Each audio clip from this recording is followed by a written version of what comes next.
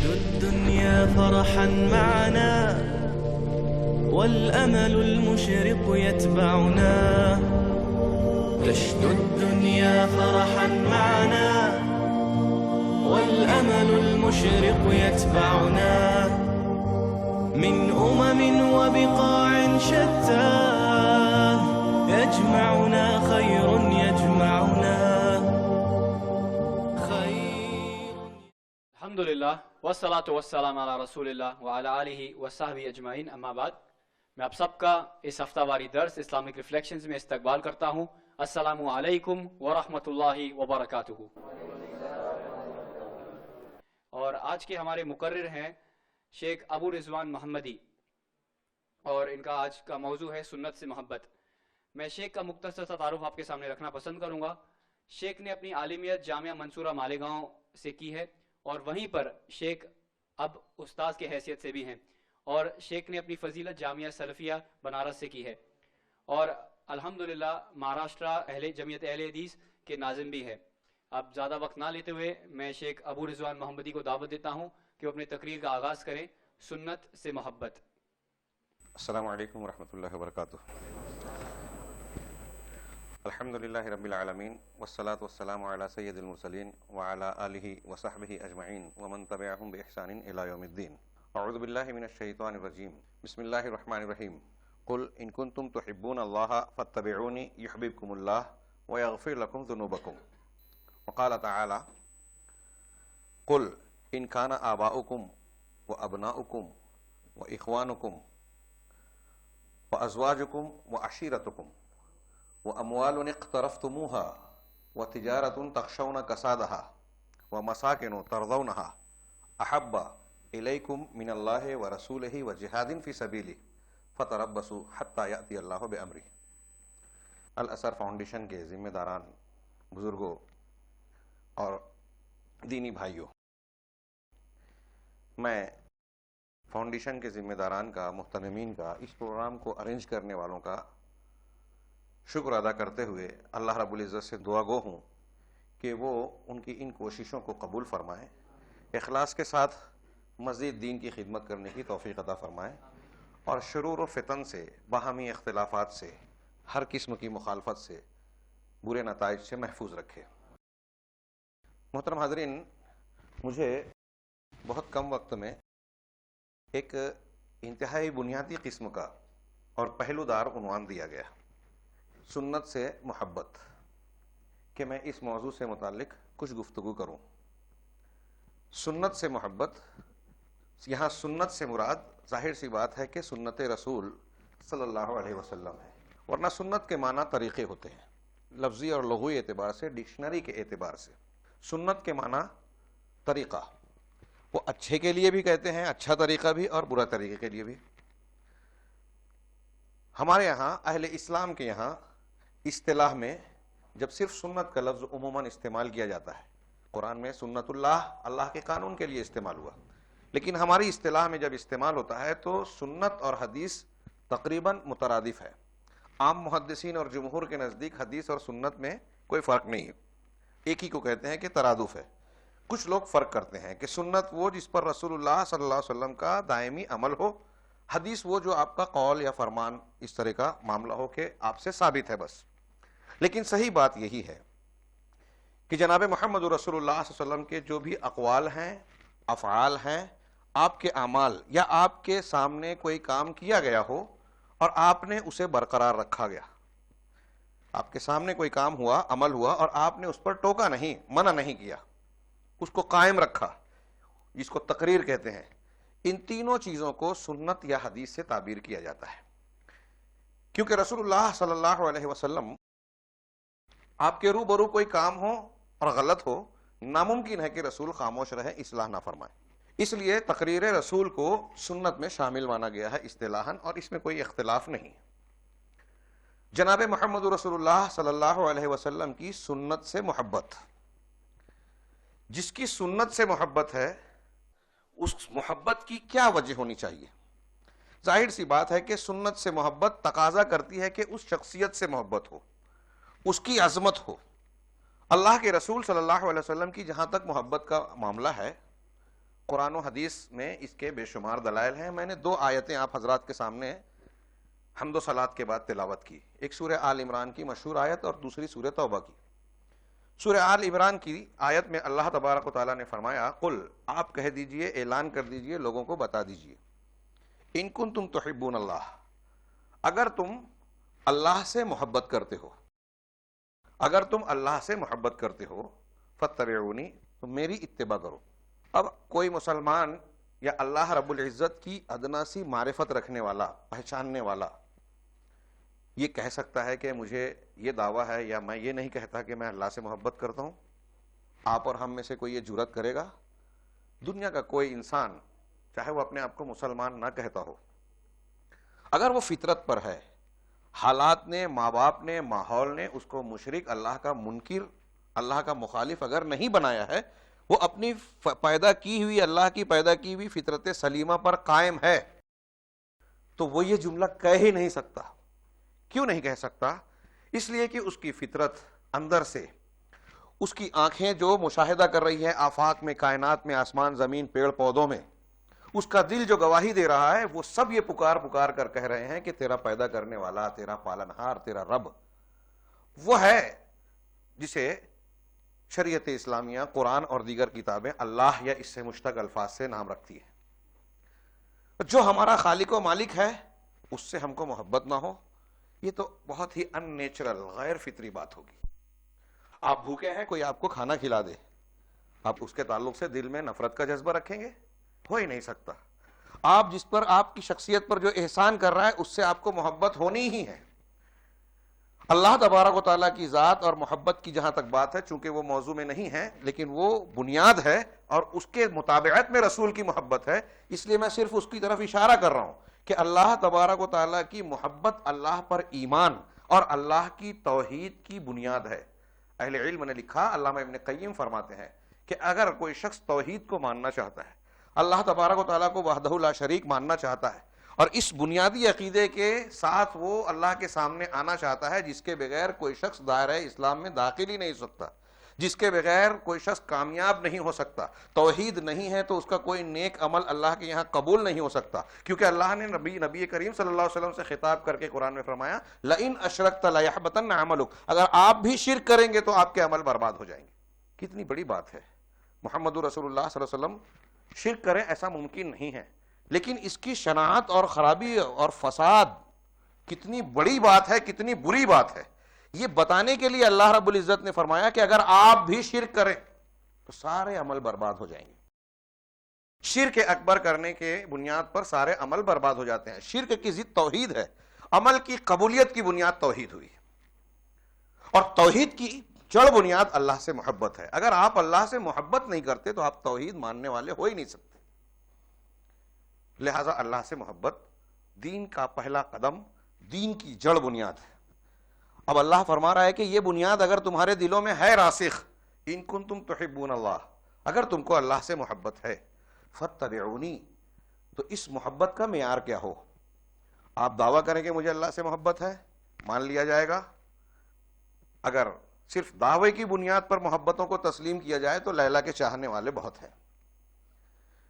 لیلا کی محبت پر کے معیار پر پورا اتر کے قربانی دینے والی جب بات آئی کہ اپنے جسم کا خون یا کوئی ٹکڑا کاٹ کے دو، تو سارے پیچھے ہٹ گئے. جس کو سچی محبت تھی اس نے اپنے آپ کو اس پر آمادہ بتایا کہ میں اس کے لیے تیار ہوں. انگلی چاہیے انگلی لے لیجئے، ہاتھ چاہیے ہاتھ لے لیجئے، گردن چاہیے گردن. یہ تو دنیا کی محبت ہے. میں نے یوں ہی جملہ مترجہ کے سمجھانے کے لیے کہا. لذت آشنائی جسے حاصل ہوتی ہے کہ دو عالم سے کرتی ہے بیگانہ دل کو، علامہ اقبال کی زبان میں، دو عالم سے کرتی ہے بیگانہ دل کو، عجب چیز ہے لذت آشنائی. انسان اگر لذت آشنائی سے، اللہ کی محبت و معرفت سے سرشار ہو جائے، اس کا جذبہ، تو دنیا اور دنیا کی محبتیں اس کے لیے کوئی معنی نہیں رکھتی. اللہ کے سامنے اللہ کے لیے سب کچھ قربان کرنے کے لیے تیار ہو جاتا ہے، مرنے کی وہ ادا دکھاتا ہے دنیا کو کہ دنیا حیرت زدہ ہوتی ہے. ہم نے وہ واقعات سنے ہیں کہانیوں کی طرح، لیکن اسے محسوس کیجئے حقیقتوں کی طرح کہ ہم وہاں ہوتے تو کیا ہمارے جذبات وہ ہوتے یا ہمارے ہو سکتے ہیں.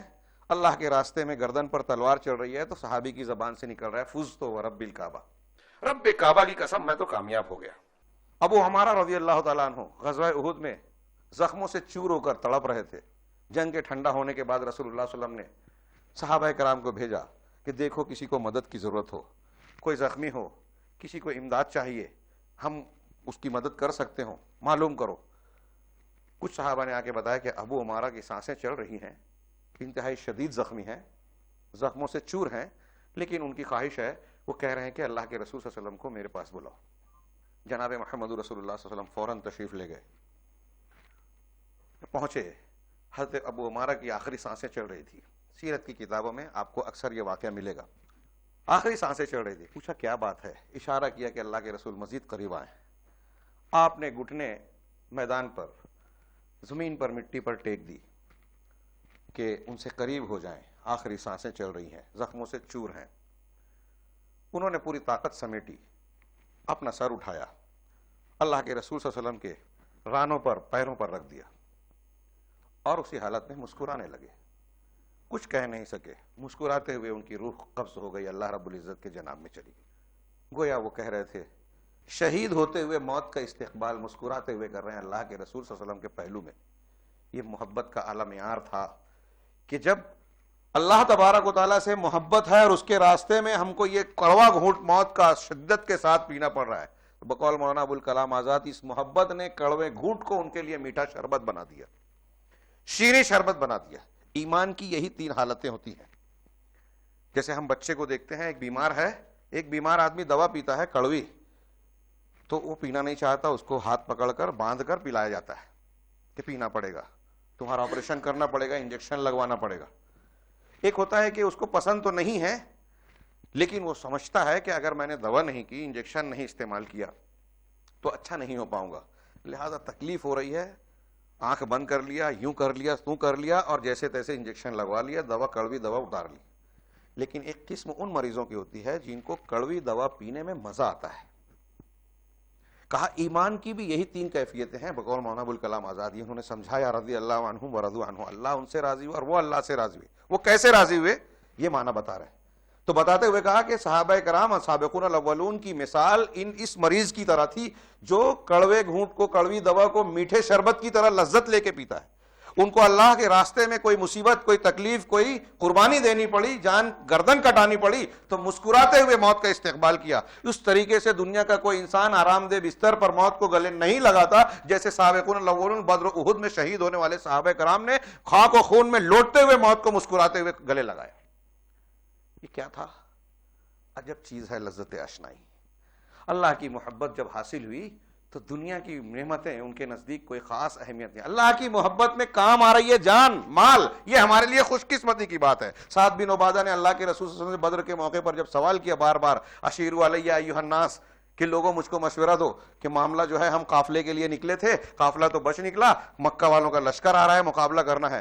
مقداد بن اسود, حضرت ابوبکر صدیق, حضرت عمر فاروق رضی اللہ عنہم نے اپنا اپنا جواب دیا, انصار کا جواب نہیں آ رہا تھا. آپ واقعہ جانتے ہیں. جب اللہ کے رسول نے پھر سے پوچھا تو سعد بن عبادہ یا سعد بن معاذ صحابی کھڑے ہوتے ہیں, کہا کہ شاید آپ کا اشارہ ہماری طرف ہے اللہ کے رسول. آپ نے فرمایا ہاں, میں آپ کا جواب سننا چاہتا ہوں, اس لیے کہ انصار کا معاہدہ تھا کہ مدینہ میں آپ کا دفاع کریں گے, اور فوج میں ان کی تعداد زیادہ تھی اور مدینہ کے باہر معاملہ پیش آ رہا تھا. سعد بن معاذ نے کہا کہ اللہ کے رسول, ہم تو آپ پر عہد و میثاق کر چکے ہیں, اللہ کی قسم جو مال آپ نے ہم سے لے لیا نا, وہ ہمیں زیادہ محبوب ہے اس مال سے جو چھوڑ دیا. آپ سے ہم یہ نہیں کہیں گے کہ آپ جائیں اپنا قتال کریں, میں تو آپ تو کہیں برقِ غیمات تک, کہاں تک چلنا ہے, ہم آپ کے ساتھ ساتھ ہیں, آپ جس سے چاہیں دوستی کریں, جس سے دشمنی کریں, ہم اس پر راضی ہیں. میں محبت کی مثال دے رہا ہوں کہ یہ محبت جب ہوتی ہے تو انسان کا اس محبت کی بنیاد پر اس کے ایک ایک قول کو, اس کی ایک ایک بات کو ماننے, اطاعت کرنے کا جذبہ امڑتا ہے. اب اللہ تبارک و تعالی ہمارا خالق و مالک, رب العالمین, اگر ہم غور کرنا چاہیں تو سر کے اوپر سے پیر کے نیچے تک, زندگی سے پہلے سے موت کے بعد تک, اللہ کے احسانات کو گن نہیں سکتے. ان تعدوا نعمت اللہ لا تحصوها, اللہ کی اگر نعمتوں کو تم گننا چاہو تو گن نہیں سکتے, شمار نہیں کر سکتے. وَآتَاكُم مِّن كُلِّ مَا سَأَلْتُمُوهُ وَإِن تَعُدُّوا نِعْمَتَ اللَّهِ لَا تُحْصُوهَا, اللہ نے تم کو وہ ساری چیزیں دی جس کی تم کو تقاضا تھا, جو تم چاہتے تھے, تم اللہ کی نعمتوں کو گن نہیں سکتے. اب اللہ نے نعمت کی تو اس سے محبت ہوگی, توحید پرستی کی یہ بنیاد. میں اس سے آگے والے پہلو پہ جاتا ہوں اس لیے کہ عنوان سنت سے محبت ہے. اللہ سے اگر محبت ہے, اللہ نے کہا ان کنتم تحبون اللہ, اپنے مالک کو اگر پہچانتے ہو, جس نے سارے احسانات سے تم کو لاد دیا, تمہاری ایک ایک سانس اس کی رحمت اور اس کی رحمان اور رحیمیت کی پرتاؤ ہے, عطا اور بخشش ہے, اگر اس سے محبت ہے فاتبعونی, تو اس محبت کا ثبوت دو. وہ کیا ہے؟ میری اتباع کرو, نبی کریم صلی اللہ علیہ وسلم کی اتباع کرو. کیوں اللہ کے رسول کی اتباع اللہ سے محبت ہے؟ اللہ تعالیٰ نے فرمایا من یطع الرسول فقد اطاع اللہ. اس کا جواب ایک قرآن نے دیا, جو رسول کی اطاعت کرے گا وہ اللہ کی اطاعت کرے گا. اس کا مطلب جو رسول سے محبت کرے گا وہ اللہ سے محبت کرے گا. اگر آج الازہر فاؤنڈیشن کا کوئی ذمہ دار کسی آدمی کے پاس بھیجتا ہے اپنا لیٹر پیڈ, اپنی دستخط اور اسٹمپ کے ساتھ میں, اور کہتا ہے کہ یہ ہمارا ایسا ایسا مطالبہ ہے, جو آدمی گیا ہے وہ کوئی نامعلوم ہے, گمنام قسم کا آدمی ہے, اس کو سامنے والا نہیں پہچانتا, اس نے کہا کہ تمہیں ہم پہچانتے نہیں ہیں, یہ پھر پھینک دیا. جب فاؤنڈیشن کے لوگوں کو پتہ چلے گا تو ان کو یہ تکلیف ہوگی کہ ہمارا سکہ, ہمارا لیٹر ہیڈ, ہمارے ثبوت دیکھنے کے باوجود انہوں نے ہماری بات کو نہیں مانا. یہ اس بچے کی نہیں جس کو بھیجا تھا اس کی نہیں, ہماری بے عزتی ہے. اللہ تبارک و تعالیٰ نے اپنے رسول کو سچا رسول بنایا, بھیجا, اور پھر ان کے رسول سچے رسول ہونے کی بے شمار دلیلیں دی, قرآن دیا, مدد فرمائی, معجزات دکھائے. اس کے باوجود کوئی کہے کہ ہم رسول اللہ صلی اللہ علیہ وسلم سے محبت نہیں کرتے, آپ کو نہیں مانتے, آپ کی اتباع نہیں کرتے, تو وہ رسول کو نہیں, تو اللہ کا انکار کر رہا ہے. وہ رسول سے نفرت اور مخالفت نہیں کر رہا ہے, اللہ کی مخالفت کر رہا ہے. اس لیے رسول سے محبت اللہ سے محبت, رسول پر ایمان اللہ سے ایمان. اسی لیے اللہ تبارک و تعالیٰ نے اپنی محبت کے ساتھ جوڑ کر رسول کی محبت کا بھی ذکر کیا. قل ان کان آباؤکم وابناؤکم واخوانکم وازواجکم, سورہ توبہ کی جو دوسری آیت میں نے پڑھی, آپ لوگوں سے کہیے کہ اگر تمہارے باپ دادا, ابناؤکم اور تمہارے بال بچے, بیٹے پوتے, ناتے نواسی سب آ گئے, تمہارے ابنا, واخوانکم اور تمہارے اخوان بھائی بند, وازواجکم تمہاری بیویاں, شوہر اور جوڑے, عورتوں کے لیے شوہر, شوہروں کے لیے بیویاں, وعشیرتکم اور تمہارا خاندان, واموال اقترفتموها اور تمہارا وہ مال جسے تم نے کمایا ہے, محنت سے حلال کمائی ہے, حاصل کی ہے, وتجارت تخشون کسادها اور تمہاری وہ تجارت, دھندا, کاروبار جس کی مندی سے, کساد بازاری سے, جس کا گھاٹا ہو جانے سے تم کو بڑا ڈر لگتا ہے, ناپسندیدہ ہے. وہ مساکن ترضونہا اور تمہارے وہ گھر مکانات جو تم کو بڑے پسند ہیں, اچھا مکان ہے, اچھا گھر ہے, اس سے تم کو انسیت و محبت ہے. اہل علم نے کہا کہ یہ 8 چیزیں جس کا تذکرہ قرآن نے یہاں کیا, یہ سب انسان کی زندگی میں اس کے تعلقات میں قریب ترین چیزیں ہیں, اور ان سے فطری طور سے انسان کو محبت ہوتی ہے. اللہ تعالیٰ شریعت اسلامیہ ان سے محبت کرنے سے منع نہیں کرتی, بلکہ ان کی قربت کے اعتبار سے ان کے حقوق متعین کرتے ہیں. رشتہ داروں کے حقوق متعین کیے, ان سے رشتہ کاٹنے کو بہت بڑا جرم قرار دیا. اگر آپ رشتہ جوڑتے ہیں تو اللہ شریعت اسلامیہ کہتی ہے, رسول اللہ صلی اللہ علیہ وسلم نے فرمایا کہ آپ اپنی عمر میں برکت پیدا کر رہے ہیں, عمر اور رزق بڑھا رہے ہیں. آپ رشتہ کاٹتے ہیں تو اللہ تعالیٰ, اللہ کے رسول نے فرمایا لا يدخل الجنۃ قاطع, رشتہ کاٹنے والا جنت میں نہیں جائے گا. یہ رشتوں کی اہمیت بھی اللہ نے بتائی, رسول نے بتائی.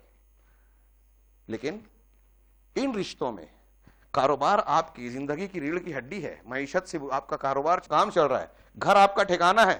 اگر یہ قریب ترین محبوب ترین چیزیں انسان سے جو جڑی ہوئی ہیں, اللہ نے فرمایا یہ ساری چیزیں احب الیکم, اگر یہ تم کو زیادہ پسند ہے, محبوب ہے, ان سے تم کو زیادہ محبت ہے, من اللہ ورسولہ وجہاد فی سبیلہ, اللہ سے, اس کے رسول سے, اور اس کے راستے میں مجاہدہ کرنے سے, کوشش, محنت اور قربانی دینے سے. میں مجاہدے کا ترجمہ پوری قربانیوں کو کر رہا ہوں. دین کے لیے کام کرنے میں آپ کو وقت لگتا ہے, صلاحیتیں لگتی ہے, بظاہر نام نہیں ہوتا, لذت, نفس کی لذت نہیں ملتی, یہ سب جہاد ہے.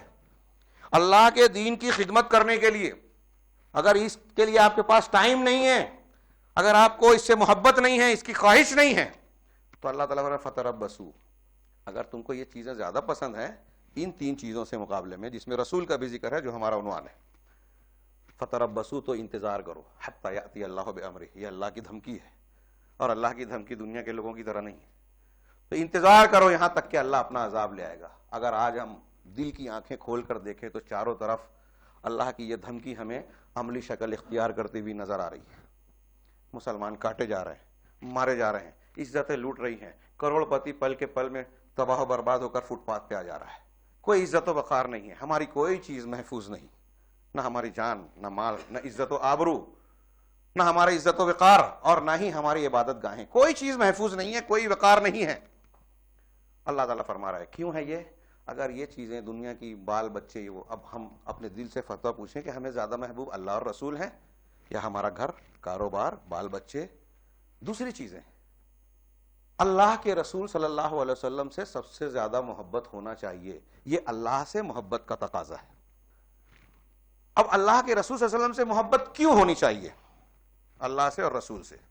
میں یہاں ایک سوال کھڑا کر کے اس کی طرف, اس کے جواب کی طرف اشارہ کروں گا اختصار کے ساتھ, کہ کسی سے دنیا میں محبت کیوں ہوتی ہے, اس کے کیا اسباب ہوتے ہیں. تو آپ محبت ہونے کے کوئی بھی سبب کو ڈھونڈیے. مثال کے طور پہ پہلی چیز جو میں نے اللہ رب العزت کے بارے میں بیان کی کہ کوئی کسی سے آپ کو محبت اس لیے ہوتی ہے کہ وہ آپ کا محسن ہے, آپ پر احسان کرنے کا سبب بنتا ہے. آپ کے کچھ کام پر پریشانی میں آ گئی, مصیبت آ گئی, اس نے آپ کی مدد کر دی. آپ کو کوئی دکھ آیا, آپ کا کام بنا دیا. آپ کے بچے کی, بیوی کے اور فلاں کی جو ہے ضرورت پیش آئی, اس نے ضرورت پوری کر دی.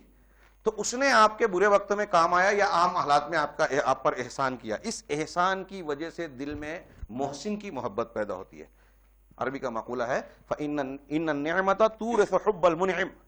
نعمت, احسان, نعمت کرنے والے, احسان کرنے والے کی محبت دل میں پیدا کرتی ہے. اب اس معیار پہ دیکھیے, آپ کے والد آپ کے بہت بڑے محسن ہیں, والدہ کا والد سے بھی بڑا احسان ہے کہ آپ 9 مہینہ ان کے پیٹ میں رہے, پھر ان کے سینے سے غذا حاصل کرتے رہے, وہ آپ کی دکھ تکلیف میں انتہائی قربانیاں دے کر آپ کی پرورش کی. احسانات ہیں, والدین کے احسان کو ہم چکا نہیں سکتے. ان سے فطری محبت ہوتی ہے, جس کو نہیں ہے وہ بڑا بدبخت ہے, وہ احسان فراموش ہے. تو جو جتنا بڑا محسن ہے اس سے اتنی محبت ہونی چاہیے. ماں باپ سے فطری محبت یہ کہہ رہی ہے ہم سے. اب ہم دیکھیں کہ حقیقی منعم کون ہے, حقیقی محسن کون ہے؟ اللہ تبارک و تعالیٰ.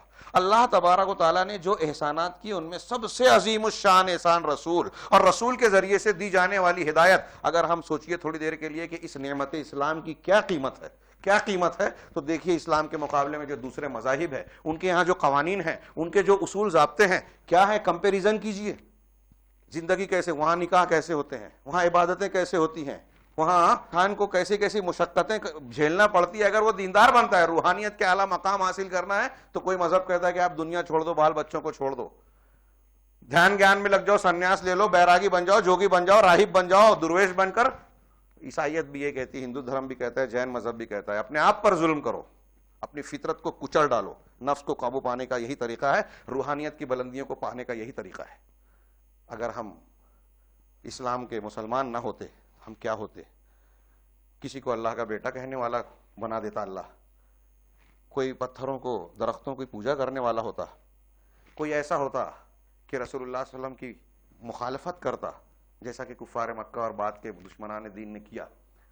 مسلمان بھی ہوتے اور ایسے مسلمان ہوتے جو قرآن و حدیث کو نہیں جانتے, وہ اپنے آپ کو مسلمان کہہ رہے ہیں لیکن شرک بدعت کر رہے ہیں, خرافات کر رہے ہیں, رسول کی سنت آ رہی ہے اسے ٹھکرا دے رہے ہیں. اللہ نے ہم کو اس قسم کی تمام گمراہیوں سے بچایا. اللہ ولی الذین آمنوا یخرجہم من الظلمات الی النور. یہ اللہ کا احسان ہے. اللہ مومنوں کا دوست ہے, ولی ہے, جو انہیں گمراہیوں سے, تاریکیوں سے روشنی کی طرف نکالتا ہے. قرآن کہہ رہا ہے ظلمات جمع ہے, دنیا کے جتنے باطل مذاہب, غلط مذاہب ہیں وہ سب ظلمات ہیں, جتنے غلط مسلک ہیں سب ظلمات ہیں. اللہ احسان بتا رہا ہے کہ اللہ ولی الذین آمنوا یخرجہم من الظلمات, ان تمام ظلمات اور گمراہیوں سے اللہ نے نکال کر یہاں لایا. یہ اللہ کا سب سے بڑا احسان ہے, اور اس احسان کو ذریعہ بنایا اللہ تبارک و تعالیٰ نے پہنچانے کا رسول اللہ صلی اللہ علیہ وسلم کو, انبیاء کو, اور انبیاء کی آخری کڑی جناب محمد رسول اللہ, جنہوں نے سب سے کامل دین بھیجا, پہنچایا. تو اب اس احسان کا سب سے بڑا سبب جناب محمد رسول اللہ صلی اللہ علیہ وسلم. لہذا اللہ کے بعد اس عظیم الشان نعمت کو پہنچانے والے ہمارے محسن جناب محمد رسول اللہ صلی اللہ علیہ وسلم ہیں. اللہ کے رسول صلی اللہ علیہ وسلم کے احسان کی وجہ سے ان سے محبت ہونی چاہیے. کسی سے محبت اس لیے ہوتی ہے کہ وہ لوگوں کا ہمدرد ہے. آپ ایک شخص سے ملے نہیں ہیں, پتہ چلتا ہے کہ ایک فلاں لیڈر ہے, آپ کو پتہ چلا حیدرآباد میں ایک آدمی ایسے ہیں جو غریبوں کی بڑی مدد کرتے ہیں.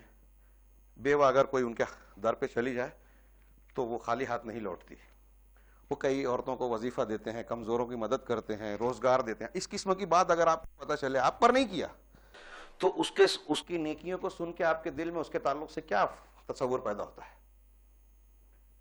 محبت کے یا نفرت کے؟ یہی احسان کی ایک قسم یہ ہے. اب جناب محمد رسول اللہ صلی اللہ علیہ وسلم کا کردار دیکھیے.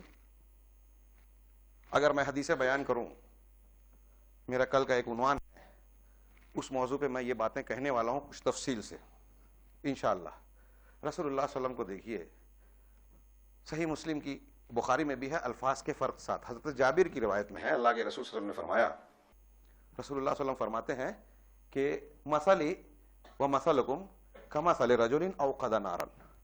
میری مثال، رسول اللہ صلی اللہ علیہ وسلم فرما رہے ہیں، میری مثال اور تم لوگوں کی یعنی ہماری مثال ایسی ہے اس آدمی کی طرح جس نے ایک آگ روشن کی، آگ جلائی، بھڑکائی. فجعل الجنادب والفراش یقعن فیہا، تو یہ جو پتنگے اور کیڑے مکوڑے ہیں جو ہوا میں اڑتے ہیں وہ اس میں گرنے لگے. تمہاری مثال بھی ایسی ہی ہے مجھ سے. وَهُوَ يَذُبُّهُنَّ عَنْهُ، اب وہ آدمی جس نے آگ روشن کی اور پتنگے اس میں گر رہے ہیں، پروانے گرے پڑے جا رہے ہیں، وہ ان کو روک رہا ہے، ٹھہرا رہا ہے، ہٹا رہا ہے کہ آگ میں نہ گرے. بس ایسی مثال میری ہے. وَأَنَا آخِذُكُمْ بِحُجَزِكُمْ، میں بھی جہنم میں جانے سے تمہاری کمروں کو پکڑ پکڑ کر تم کو روک رہا ہوں. وَأَنْتُمْ تَفَلَّتُونَ مِنْ يَدَيَّ، لیکن تم میرا ہاتھ چھوڑا کر اس میں گرے جا رہے ہیں. رسول اللہ صلی اللہ علیہ وسلم کیا فرما رہے ہیں؟ میں تمہیں روک رہا ہوں. اللہ تعالیٰ نے فرمایا لَعَلَّكَ بَاخِعٌ نَفْسَكَ عَلَىٰ آثَارِهِمْ إِن لَّمْ يُؤْمِنُوا بِهَذَا الْحَدِيثِ أَسَفًا. اے رسول، آپ نے تو حالت اپنی ایسی بنا لی کہ ایسا لگتا ہے کہ آپ ان لوگوں کے پیچھے اپنے آپ کو ہلاک کر لیں گے اگر اس حدیث پر، قرآن پر ایمان نہ لائیں. حدیث کا لفظ استعمال کیا قرآن کے لیے، قرآن میں. اس پر ایمان نہ لائیں تو ایسا لگتا ہے رسول آپ اپنے آپ کو ہلاک کر لیں گے. اللہ تعالیٰ گواہی دے رہا ہے کہ آپ دعوت میں کتنی محنت کر رہے ہیں، کتنے مخلص ہیں قوموں کے لیے، امت کے لیے، پوری دنیا کو بچانے کے لیے کہ جہنم سے بچ جائے میری امت کسی طرح. اللہ کے رسول صلی اللہ علیہ وسلم، مسلم ہی کی حدیث ہے، رسول اللہ صلی اللہ علیہ وسلم نے فرمایا، قرآن کی آیت پڑھی، حضرت ابراہیم کا قول، رب انہن اضللن کثیرا من الناس، اے اللہ ان بتوں نے بہت سے لوگوں کو گمراہ کر دیا میری امت میں، میرے لوگوں میں جو میری اتباع کرے میرے بعد والوں میں وہ مجھ میں سے. حضرت عیسیٰ علیہ السلام کا قول پڑھا آپ نے قرآن میں، ان تعذبہم فانہم عبادک، کہ اے اللہ اگر تو ان کو عذاب دے گا تو یہ تیرے بندے ہیں، وان تغفر لہم فانک انت الغفور الرحیم، اور اگر اے اللہ تو معاف کر دے تو یہ تو بڑا بخشنے والا ہے، رحمت کرنے والا ہے. اللہ کے رسول نے جب قرآن کی یہ دو آیتیں پڑھی، دو قول پڑھا، تو آپ رونے لگے، آپ رونے لگے، اپنے دونوں ہاتھوں کو اٹھایا، رونے لگے اور اللہ سے کہنے لگے امتی امتی امتی، میری امت میری امت. اللہ تعالیٰ نے جبریل سے کہا اذهب الى محمد واللہ اعلم واسألہ ماذا یبکیک، اے جبریل محمد صلی اللہ علیہ وسلم کے پاس جاؤ اور پوچھو کہ تم کو کون سی چیز رلا رہی ہے، حالانکہ اللہ تو خوب جانتا ہے کیوں رو رہے ہیں. حضرت جبریل سے اللہ کے رسول نے کہا میری امت کا کیا حال ہوگا. حضرت جبریل نے بتایا تو اللہ تعالیٰ نے کہا کہ ان سے جا کے کہہ دو کہ ہم تمہاری امت کے بارے میں خیر کریں گے، تم کو ناراض نہیں کریں گے. میدان محشر میں آپ نے بارہا سنا ہے لوگوں سے کہ لوگ کہیں گے نفسی نفسی نفسی، میرا نفس میرا نفس میرا نفس. آپ نے پڑھا ہے قرآن کہتا ہے یوم یفر المرء من اخیہ، آدمی اس دن اپنے بھائی سے بھاگے گا، وامہ وابیہ، اپنی ماں اور بھائی سے بھاگے گا، اپنی ماں اور باپ سے بھاگے گا، وصاحبتہ وبنیہ، بیوی اور بچوں سے بھاگے گا، قریب سے قریب تر سے بھاگے گا. لکل امرئ منہم یومئذ شان یغنیہ، اس دن ہر آدمی کی حالت ایسی ہوگی کہ دوسرے سے بے نیاز کر دے گی، دوسرے سے بے نیاز کر دے گی. یعنی کوئی دوسرے کو دیکھنا نہیں چاہے گا، سگے رشتہ دار سگے رشتہ داروں سے بھاگیں گے، دوست احباب گہرے دوست ایک دوسرے سے بھاگیں گے. یہ اس عالم میں جو حدیث شفاعت پڑھیے بخاری مسلم میں، لمبی حدیث کے لوگ پریشان ہو کر پسینوں میں ڈوبے ہوئے جب حضرت آدم کے پاس جائیں گے، جماعت جائے گی کہ ہم کس حالت میں ہیں، دیکھیے آپ رب سے سفارش کیجئے کہ حساب و کتاب لے کے معاملہ ختم ہو جائے. حضرت آدم کہیں گے میں نے غلطی کی تھی، میرا رب آج اتنا غضبناک ہے کہ نہ اس سے پہلے تھا نہ اس کے بعد ہوگا، نفسی نفسی نفسی. حضرت آدم بھی یہی کہیں گے جاؤ اذهبوا الى نوح کے پاس جاؤ فانه اول رسول ارسله الله الى الارض، کیونکہ وہ پہلے رسول ہے جن کو اللہ نے زمین کی طرف بھیجا. ایسا ہی جواب نوح علیہ السلام اپنی غلطی یاد کریں کہ میں نے اپنے بیٹے کے بارے میں سفارش کر لی تھی، اللہ نے ڈانٹا تھا، جاؤ ابراہیم کے پاس، وہ اللہ کے خلیل ہیں. اس طرح ہوتے ہوتے رسول اللہ صلی اللہ علیہ وسلم سب نبی انبیاء کہیں گے نفسی نفسی. اللہ اتنا غضبناک ہے کہ بولنے کی لب کشائی کی قوت نہیں ہے. اللہ کے رسول صلی اللہ علیہ وسلم کے پاس جب لوگ جائیں گے تو آپ بھی خود سے سفارش نہیں کریں گے، یہ کوئی ایسا معاملہ نہیں ہے اللہ کے سامنے کوئی ڈٹ جائے ہر دھرمی کے، نہیں ایسا مان لو، اللہ کے سامنے کوئی بولنے کی طاقت نہیں رکھے گا جب تک اللہ اجازت نہ دے دے. یہ اچھی طرح سمجھنا چاہیے. سفارش یوں ہی نہیں ہوگی کسی کے بھی حق میں اور کوئی بھی کر دے. جس کو اجازت ملے گی وہ بولے گا، اور جس کے لیے اجازت ملے گی وہ بولے گا. قرآن و حدیث کی بہت سی دلیل ہے. اللہ کے نبی صلی اللہ علیہ وسلم سجدہ ریز ہوں گے مقام محمود پہ، اللہ کی حمد و ستائش کریں گے ایسی کہ آپ نے فرمایا کہ اس سے پہلے میں آج بھی نہیں بیان کر سکتا، اللہ تعالیٰ اس وقت توفیق دے گا. تو کہا جائے گا یا محمد ارفع راسک، محمد اپنا سر اٹھائیے، سل توڑتا، مانگیے دیا جائے گا، اشفع تو شفع، آپ سفارش کیجیے آپ کی سفارش قبول کی جائے گی. اس وقت آپ تمام لوگوں کے لیے حساب و کتاب کی سفارش کریں گے، اور اس کے بعد آپ کہیں گے رب امتی امتی امتی. سارے انبیاء کہیں گے نفسی نفسی نفسی، سارے انسان کہیں گے نفسی نفسی، باپ بیٹے سے، بیوی شوہر سے، شوہر بیوی سے، قریب سے قریب رشتہ دار ایک دوسرے سے دور بھاگیں گے، لیکن رسول اللہ صلی اللہ علیہ وسلم کہیں گے امتی امتی، میری امت، اللہ میری امت. کتنی مشفق ہے. اس سے بڑھ کر اللہ تعالیٰ نے فرمایا قرآن میں لقد جاءکم رسول، تمہارے پاس ایک رسول آ چکا، عزیز علیہ ما عنتم، اس کو بہت سخت ہے یہ بات جو تم کو تکلیف میں مبتلا کرتی ہے. دنیا میں بھی اگر تم کو کوئی تکلیف دینے والی چیز ہے، آخرت میں بھی اگر تم کو عذاب دینے والی چیز ہے، تو اللہ کے رسول کو یہ بہت دشوار لگتا ہے. رسول اللہ صلی اللہ علیہ وسلم کو اس سے تکلیف ہوتی ہے. آج کون کس کے لیے جی رہا ہے بتائیے؟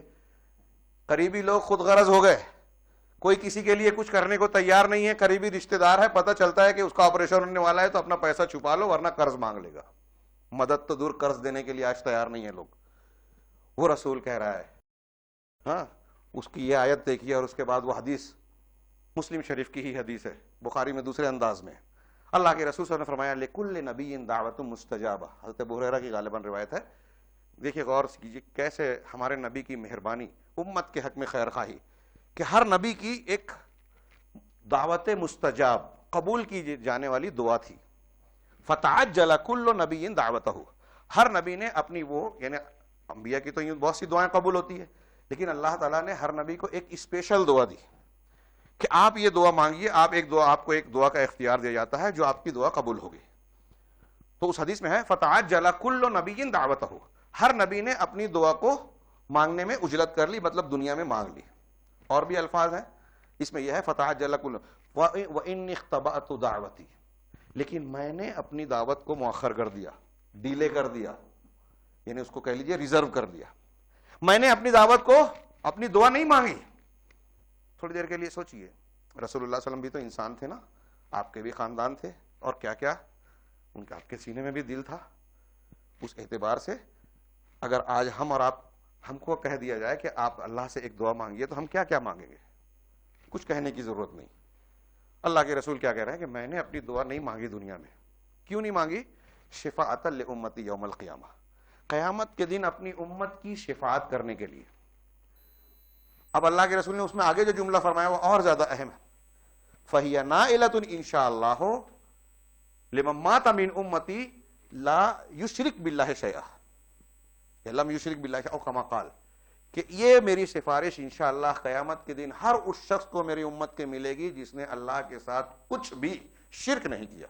اس کا مطلب یہ ہوا کہ جو شرک کرے گا اس کو اللہ کے رسول کی سفارش بھی نہیں ملے گی. اللہ کے رسول نے اپنی دعا کو ریزرو کر دیا امت کے لیے. بھلا بتائیے اب یہ اللہ کے اس فرمان پر غور کیجیے کہ تمہارے پاس ایسا رسول آ گیا، لقد جاءکم رسول عزیز علیہ ما عنتم حریص علیکم، تمہارے لیے حریص ہیں جنت دلانے کے لیے، نیکیاں کرنے کے لیے، اچھی سے اچھی بات بتا دے میں کس طریقے سے تم کامیاب ہو جاؤ، تربیت ہو جائے تمہاری. تمہارے حریص ہیں، بھلائیاں بتاتے ہیں، کامیابی کے نسخے بتا رہے ہیں. بالمؤمنین رؤوف الرحیم، مومنوں پر بڑے رحم دل، بڑے نرم ہیں. اب بتائیے کہ رسول اللہ صلی اللہ علیہ وسلم کا یہ پہلو کہ امت کے حق میں اتنی قربانی دینے والے، خیر چاہنے والے، کہ امت کو کوئی تکلیف نہ ہو، امت کو کامیابی ملے، کسی طریقے سے اللہ کے عذاب سے بچ جائیں، اپنی دعا کو ریزرو کر دیا امت کے لیے. ایسے رسول سے محبت ہونی چاہیے یا نہیں؟ فطرت کیا کہتی ہے؟ ماں باپ سے زیادہ بڑا احسان، دنیا کی کسی شخصیت سے بڑا احسان اس کا ہے یا نہیں؟ اللہ کے بعد سب سے بڑا محسن انسانیت کا جناب محمد رسول اللہ صلی اللہ علیہ وسلم، جن کو خود اللہ رب العزت نے کہا وما ارسلناک الا رحمۃ للعالمین، ہم نے آپ کو تمام جہانوں کے لیے رحمت بنا کر بھیجا. جانوروں کے لیے بھی، کافروں کے لیے بھی آپ رحمت ہیں. وہ ایک لمبی تفصیل ہو جائے گی اگر میں ادھر جاؤں. محبت کا ایک پہلو یہ ہوتا ہے کسی سے آپ کو محبت اس لیے ہوتی ہے کہ وہ آپ کو اچھا لگتا ہے، خوبصورت ہے، پرکشش ہے، وجاہت والا ہے. کبھی کبھی ہوتا ہے نا کسی کو دیکھ کے ہی اس کی طرف دل کھینچتا ہے کہ وہ اچھا لگا ہمیں.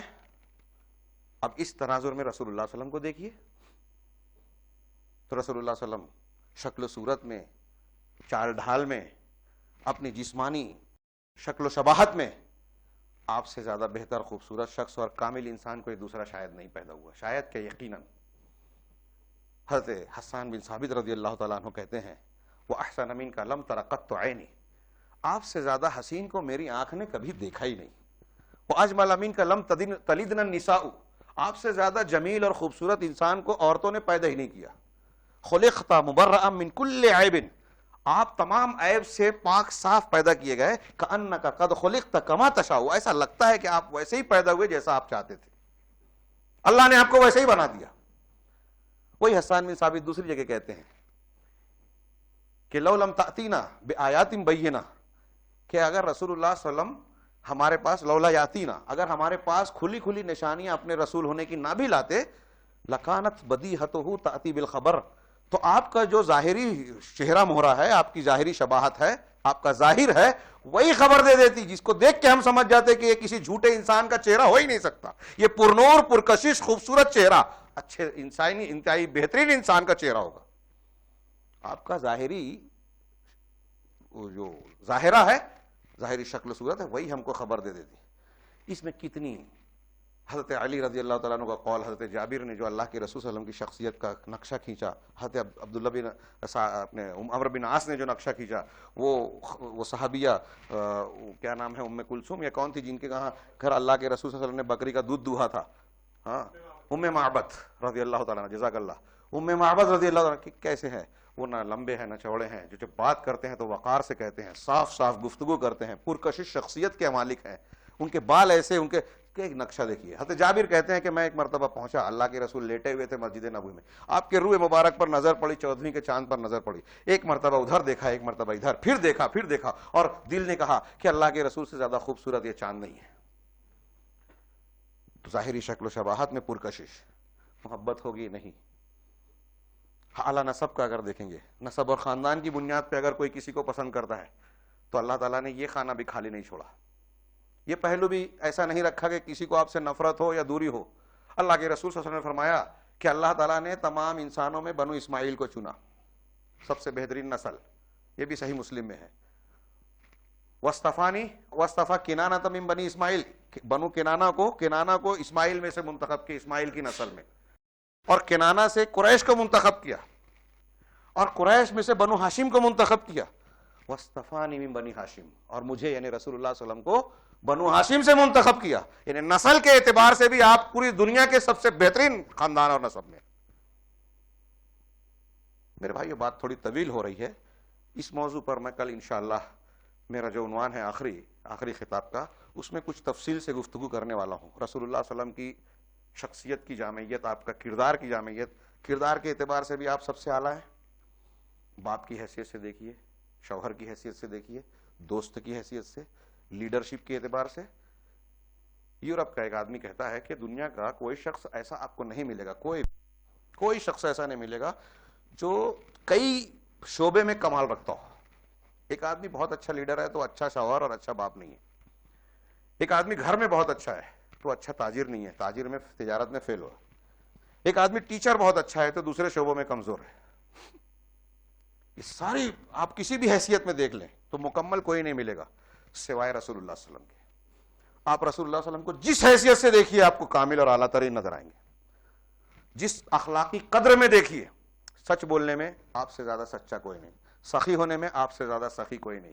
ایک صحابی نے اسلام قبول کیا، وادی بھر کے بکری دے دی، اپنے قبیلے کے لوگوں کو جا کر لوگوں محمد پر ایمان لاؤ. وہ ایسے آدمی ہیں اس قدر خرچ کرتے ہیں کہ ان کو ختم ہونے کا ڈر ہی نہیں لگتا. صحیح مسلم میں یہ بھی ہے. سخاوت میں، حیا میں آپ شرمیلی خاتون سے بھی زیادہ شرم رکھنے والے، نیکی والی حیا. بہادری میں آپ سے زیادہ بہادر نہیں. مدینہ میں ایک روز چیخ سنائی دی، جب لوگ گھروں سے نکلے تو اللہ کے رسول صلی اللہ علیہ وسلم جو ہے خطرے کے مقام سے واپس لوٹ رہے تھے، کہہ رہے تھے کوئی بات نہیں، سو جاؤ. جنگ کی جب شدت ہوتی صحابہ کرام کہتے تھے کہ ہم آپ کے پیچھے کھڑے ہو کر جو ہے مقابلہ کرتے تھے. آپ سے بہادر کوئی نہیں. طاقت و اختیار. مولانا ابوالکلام آزاد نے کہا کہ تاریخ کے 4 عناصر رسول اللہ صلی اللہ علیہ وسلم کی شخصیت کی طرح کسی میں جمع نہیں ہوئے. 4 نوادر. طاقت و قوت کے مل جانے کے بعد معاف کر دینا, معاملات میں راست بازی, سچے ہونا, ہاں, اور امانت میں دیانت داری کرنا, خیانت نہ کرنا, اور قوت و اختیار مل جانے کے بعد معاف کر دینا, انتقام نہ لینا. جس رسول کو آج دنیا یہ کہتی ہے, کارٹون بنا رہی ہے کہ دہشت گردی کی تعلیم دیتے, کوئی دنیا میں مثال پیش کرے کہ اپنے شدید دشمنی کرنے والے, تکلیف دینے والے, گالیاں دینے والے, رشتہ داروں کو قتل کرنے والوں کو رسول اللہ صلی اللہ علیہ وسلم نے اکٹھا معاف کر دیا ہو. فتح مکہ کے وقت مجرمین کی طرح کھڑے تھے جو لوگوں نے آپ کو بہت ستایا تھا, آپ کے رشتہ داروں کو, چچا کو قتل کیا تھا, آپ صرف اشارہ کرتے تو کسی کی گردن اس کے کاندھے پر قائم نہیں رہتی, لیکن آپ نے کہا لا تثریب علیکم اليوم اذهبوا انتم الطلقاء, آج تم پر کوئی مواخذہ نہیں, تم سب آزاد ہو.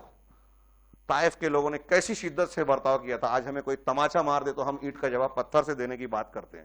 طائف والوں نے اتنا پتھر مارا تھا کہ جوتیوں میں خون بھر گیا, لیکن آپ نے کہا تھا کہ اللہ کہ ان کو میں یہ نہیں چاہتا کہ یہ لوگ جانتے نہیں ہیں, نادان ہیں, غلطی کی ہے, ان کی نسل سے مجھ کو امید ہے کہ وہ لوگ شرک نہیں کریں گے. ان کا کردار. بات طویل ہو گئی. میں یہ بتانا چاہتا کہ آپ جس زاویے سے دیکھیں کہ کسی انسان سے, ایک آدمی کو محبت ہونا چاہیے, عقلی طور پر, فطری طور پہ, اصولی طور پہ, انسانیت کے معیار پر, ہر زاویے سے آپ کو جناب محمد رسول اللہ صلی اللہ علیہ وسلم کی شخصیت اللہ کے بعد سب سے اعلیٰ نظر آئے گی کہ آپ سے محبت کرنی چاہیے. اب یہ میں نے فطری اعتبار سے بتایا اور اس کے ساتھ ساتھ قرآن کی دلیلوں کو بھی پیش کیا. قرآن و حدیث کہتی ہے کہ آپ کی سب سے زیادہ محبت اللہ اور اس کے رسول سے ہونا چاہیے. اللہ کے رسول صلی اللہ علیہ وسلم نے فرمایا کہ بہت مشہور ہے, لا یؤمن احدکم حتی اکون احب الیہ من ولدہ ووالدہ والناس اجمعین. مقبول روایت ہے, شواہد مل کر حسن یا صحیح درجے کو پہنچتی ہیں, اور اس معنی کی اور بھی حدیثیں ہیں بخاری مسلم میں کہ کوئی شخص اس سے زیادہ مسلم, اس سے بڑھ کر کوئی شخص مومن ہو ہی نہیں سکتا جب تک کہ میری شخصیت اس کے نزدیک اس کے بیٹے سے, باپ سے اور دنیا کی تمام چیزوں سے زیادہ محبوب نہ ہو جائے. حضرت عمر نے کہا تھا کہ اللہ کے رسول میں سب چیزوں سے زیادہ آپ محبوب ہے سوائے میری جان کے. کہا ابھی بھی کمی ہے عمر؟ تو حضرت عمر نے اپنا مواخذہ کیا, کہا کہ اللہ کے رسول نہیں, میں نے اصلاح کر لی, اب میرے نزدیک میری جان سے بھی زیادہ آپ عزیز ہیں. کہا الآن یا عمر, اب ہے عمر, تمہارا معاملہ ایسا ٹھیک ٹھاک ہوا. یہ محبت. اب صحابہ کرام نے اس حکم کو, اللہ کے رسول صلی اللہ علیہ وسلم کی شخصیت کو, کردار کو, حیثیت کو سمجھا تھا, اس لیے آپ نے ان کی شخصیت سے اور ان کی ساری چیزوں سے محبت کی تھی. محبت کی اسی اعتبار سے لوگوں نے 3 درجے کیے. محبت 3 طرح سے ہوتی ہے.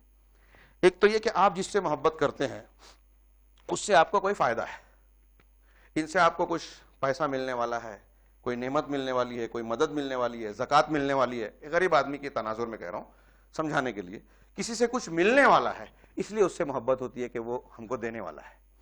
تو محبوب سے اس لیے محبت ہوتی ہے, کوئی محبوب اس کی طرف سے ملنے والے احسان یا ضرورت کی چیز کی وجہ سے محبت ہوتی ہے.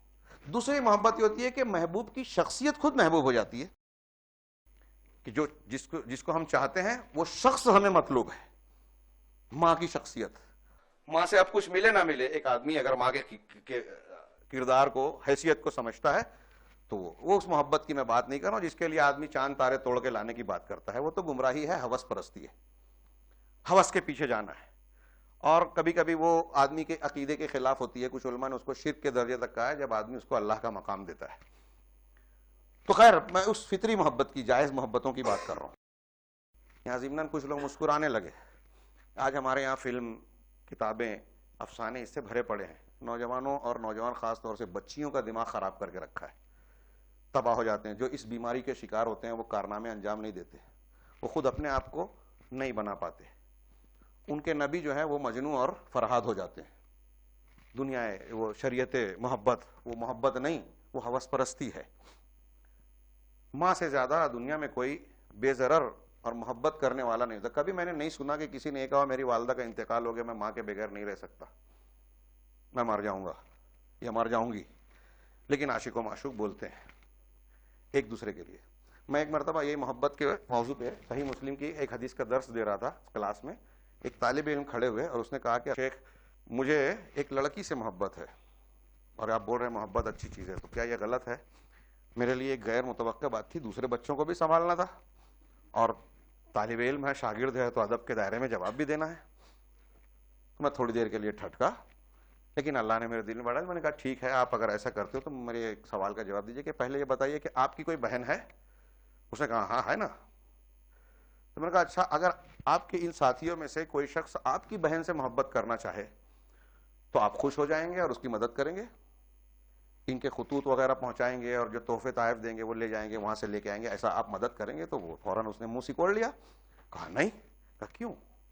ابھی تو آپ کہہ رہے تھے کہ محبت اچھی چیز ہے، اگر اچھی چیز ہے تو آپ کی بہن کے لیے کیوں بری چیز ہے؟ کہا مجھے سمجھ میں آ گیا، بیٹھ گئے.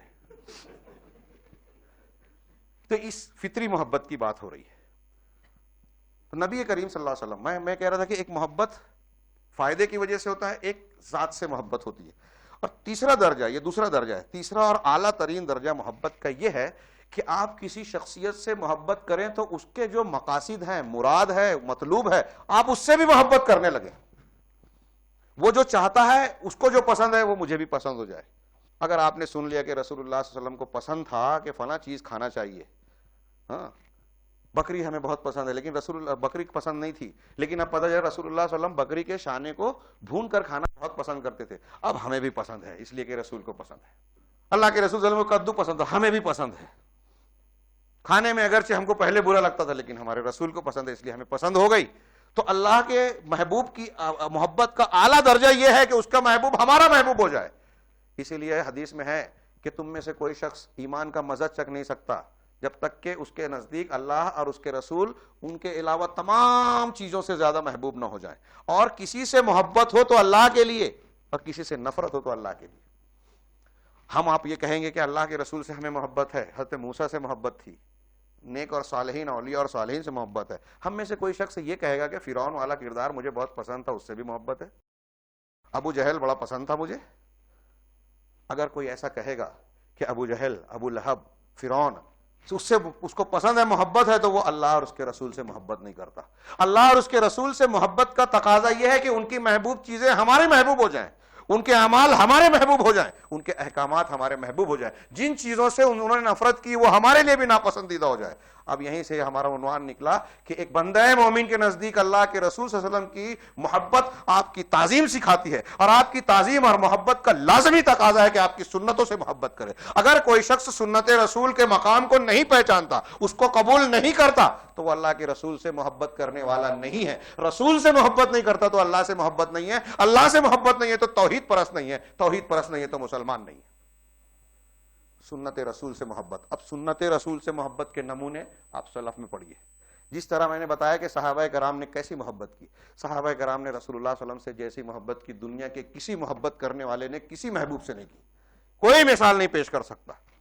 کس طرح سے غزوہ احد میں دیکھیے، جب پیچھے سے حملہ ہوا خالد بن ولید کا، ابو عمارہ وغیرہ جس میں شہید ہوئے رضی اللہ عنہ، اس وقت حالت کیا تھی؟ رسول اللہ صلی اللہ علیہ وسلم الگ تھلگ، فوج کا مسلمانوں کا لشکر آگے چلا گیا. یہاں پیچھے اللہ کے رسول صلی اللہ علیہ وسلم کے پاس صرف 9 صحابہ، خالد بن ولید پیچھے سے آگے. آپ نے جب صحابہ کو آواز دی تو ان کا آواز نہیں گئی، خالد بن ولید نے سن لیا کہ محمد ادھر ہے صلی اللہ علیہ وسلم. اس وقت تو مسلمان نہیں ہوئے تھے، اس لیے گھیر لیا رسول اللہ صلی اللہ علیہ وسلم کو. صحابہ کرام کا یہاں پہنچنا مشکل ہو گیا. 9 صحابہ میں سے 7 انصاری، 7 انصاری ایک کے بعد ایک شہید ہوئے. اللہ کے رسول صلی اللہ علیہ وسلم کے آگے آگے ڈھال بن گئے، آپ کو بچا رہے ہیں. اور خالد بن ولید کا دستہ اللہ کے رسول صلی اللہ علیہ وسلم کو قتل کرنا چاہ رہا ہے، شہید کرنا چاہ رہا ہے. آخری میں 7 انصاری شہید ہو گئے، 2 مہاجر بچے. اللہ کے رسول نے کہا ہم نے اپنے انصاری بھائیوں کے ساتھ انصاف نہیں کیا. حضرت طلحہ بن عبید اللہ آگے آ گئے.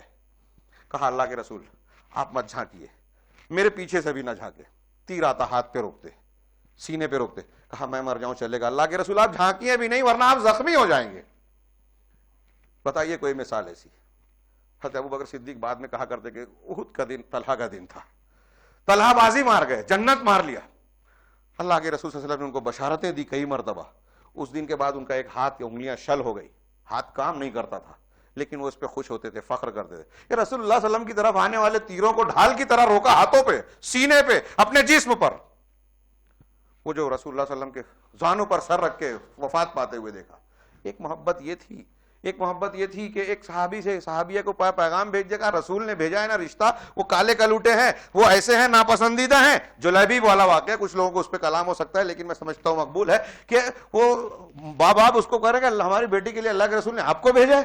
واپس بھیجنا چاہ رہے تھے کہ بیٹی نے کہا اگر رسول نے بھیجا ہے تو تیار ہوں میں، مجھے آدمی پسند نہیں ہے لیکن رسول نے بھیجا ہے، شادی کرو. اپنی مرضی اپنی پسند کو کنارے، رسول کو پسند ہے، رسول کی مرضی ہے، ہمیں قبول ہے. حضرت علی سے کسی نے پوچھا کہ تم اللہ کے رسول سے کتنی محبت کرتے تھے؟ کیا جواب دیا انہوں نے؟ اپنے باپ دادا سے زیادہ، اپنے بال بچوں سے زیادہ، اپنی جان سے زیادہ، اور سخت گرمی میں ٹھنڈے پانی کی خواہش سے زیادہ. قاضی ایاز نے یہ روایت نقل کی ہے. کیا مثال دی؟ آپ کو شدید گرمی میں سخت پیاس لگی ہو اور ٹھنڈا پانی آپ کو کیسا لگے گا؟ کہا اس سے زیادہ ہمیں رسول سے محبت تھی. عروہ بن مسعود کا وہ جملہ تاریخی ہے، حدیث کی کتابوں میں چمک رہا ہے. جب وہ صلح حدیبیہ کرنے گئے تو دیکھا کہ اللہ کے رسول صلی اللہ علیہ وسلم نے کہ 7 صحابہ نے کیسی محبت کا مظاہرہ کیا. آپ وضو کرتے ہیں تو پانی زمین پہ نہیں گر رہا ہے، آپ لعاب زبان سے تھوکتے ہیں تو لوگ اپنے بدن پہ لے کے مل رہے ہیں، آپ جب کوئی بات کہتے تو لوگ خاموشی سے سر جھکا لیتے، آپ کوئی چیز اگر اشارہ کرتے تو لوگ عمل کرنے کے لیے دوڑ پڑتے.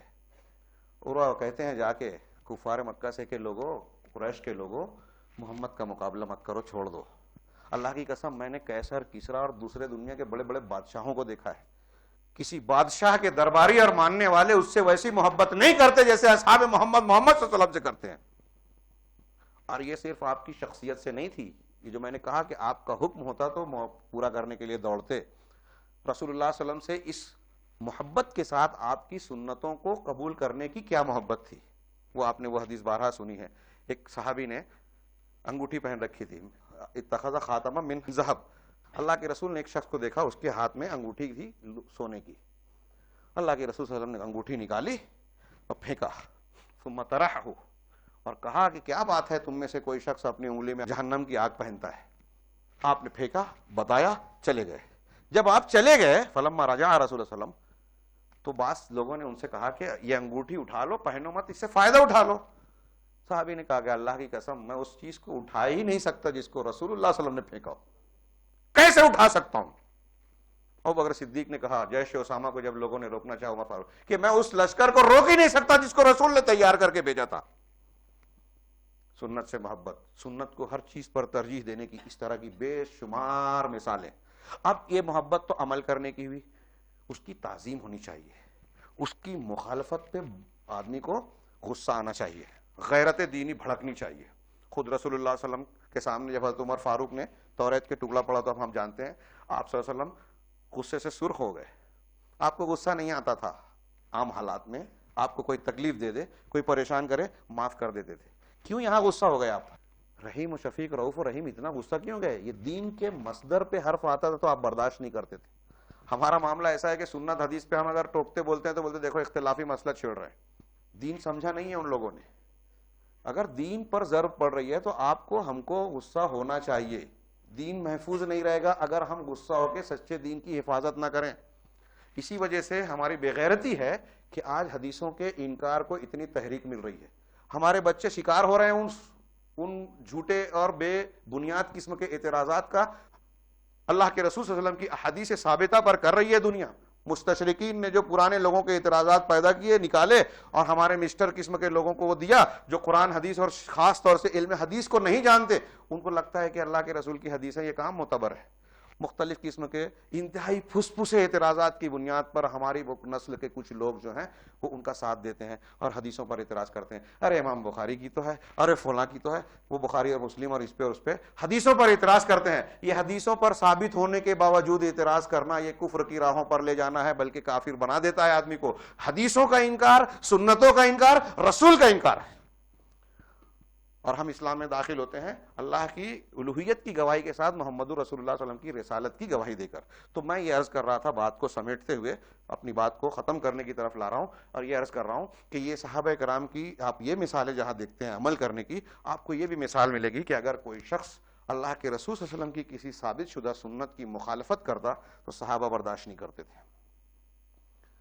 بخاری مسلم میں بھی ملے گا غالباً کہ مروان نے جب عید کی جب نماز کا خطبہ نماز عید سے پہلے دینا چاہا جو سنت کے خلاف تھا. حضرت ابو سعید خدری رضی اللہ تعالیٰ نے ہاتھ پکڑ کر کھینچ لیا وقت کے امیر کو, امیر المومنین کو, یہ سنت کے خلاف ہے, ایسا نہیں کر سکتے تم. کہا لوگ میرا خطبہ سنتے نہیں ہیں, جو بھی اس نے بتایا. اللہ کے رسول حضرت ابن عباس رضی اللہ تعالیٰ نے تمتع کا مسئلہ بیان کیا کہ حج تمتع کر سکتے ہیں.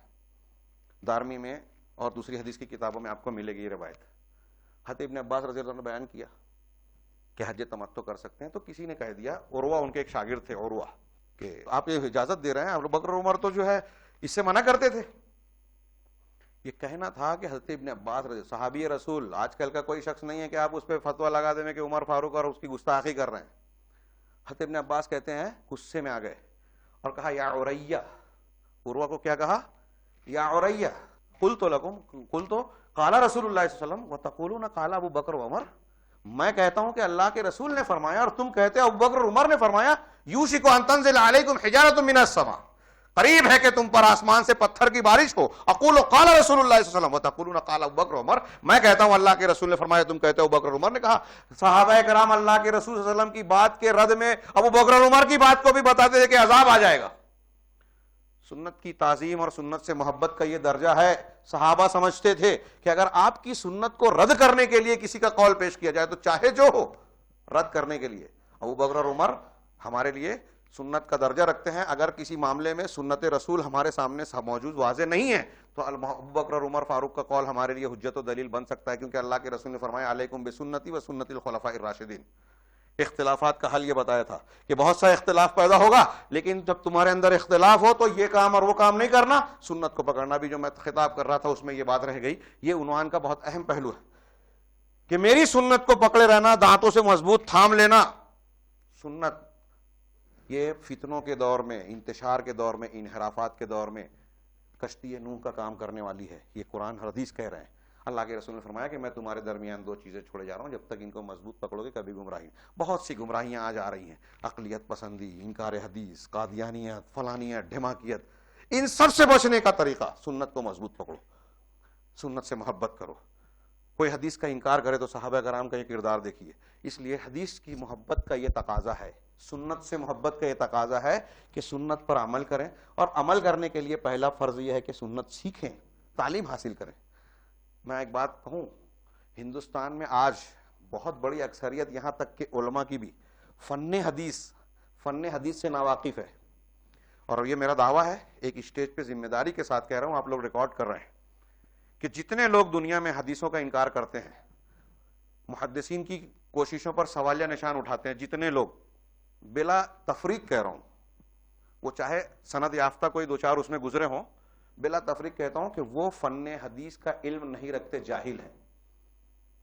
بہت بڑی بات کہہ رہا ہوں. وہ عربی دانی کی قابلیت بیان کریں, بہت اونچے اونچے مقام سے حدیثوں کا انکار کریں, چاہے جہاں سے کریں. میرا یہ دعویٰ ہے کہ وہ قرآن حدیث, فن حدیث, محدثین کے جو اصول حدیث ہے نا, اتنا دقیق ہے. اس کو جب مستشرقین اور مغرب کے علماء نے پڑھا تو ان سے متاثر ہو گئے اور کہا کہ محدثین نے حدیث کو محفوظ کرنے کا, صحیح اور ضعیف کو پرکھنے کا جو اصول پیش کیا ہے دنیا کے سامنے قرآن و حدیث کی روشنی میں, دنیا کی کسی قوم کے پاس وہ اصول نہیں ہے. یہ جب پڑھتے ہیں علم حدیث کو پڑھا غیر مسلموں نے تو وہ متاثر ہوئے, اور یہ جو ہمارے مسلمان ہیں یہ علم حدیث نہیں پڑھے, یورپ کے لوگوں کی کتابیں اور ڈائریاں پڑھ لی اور اس حدیثوں پر اعتراض کرنے لگے, حدیثوں کا رد کرنے لگے. کسی کی عقل میں نہیں آ رہی ہے بات, وہ بولتے ہیں میری عقل میں نہیں. میں اکثر کہا کرتا ہوں, آپ کی عقل, آپ نے تو یورپ کے ایک آدمی کو پڑھا, اس کی وجہ سے اس کی سمجھ میں نہیں آئی تو آپ کی سمجھ میں نہیں آ رہی ہے. آپ فلاں مولانا کو, فلاں بزرگ کو مانتے ہو, انہوں نے لکھا کہ یہ حدیث میری سمجھ میں نہیں آتی, آپ بھی وہی کہہ رہے ہو, تو آپ تو دوسروں کے چبائے ہوئے لقمے کو چبا رہے ہو.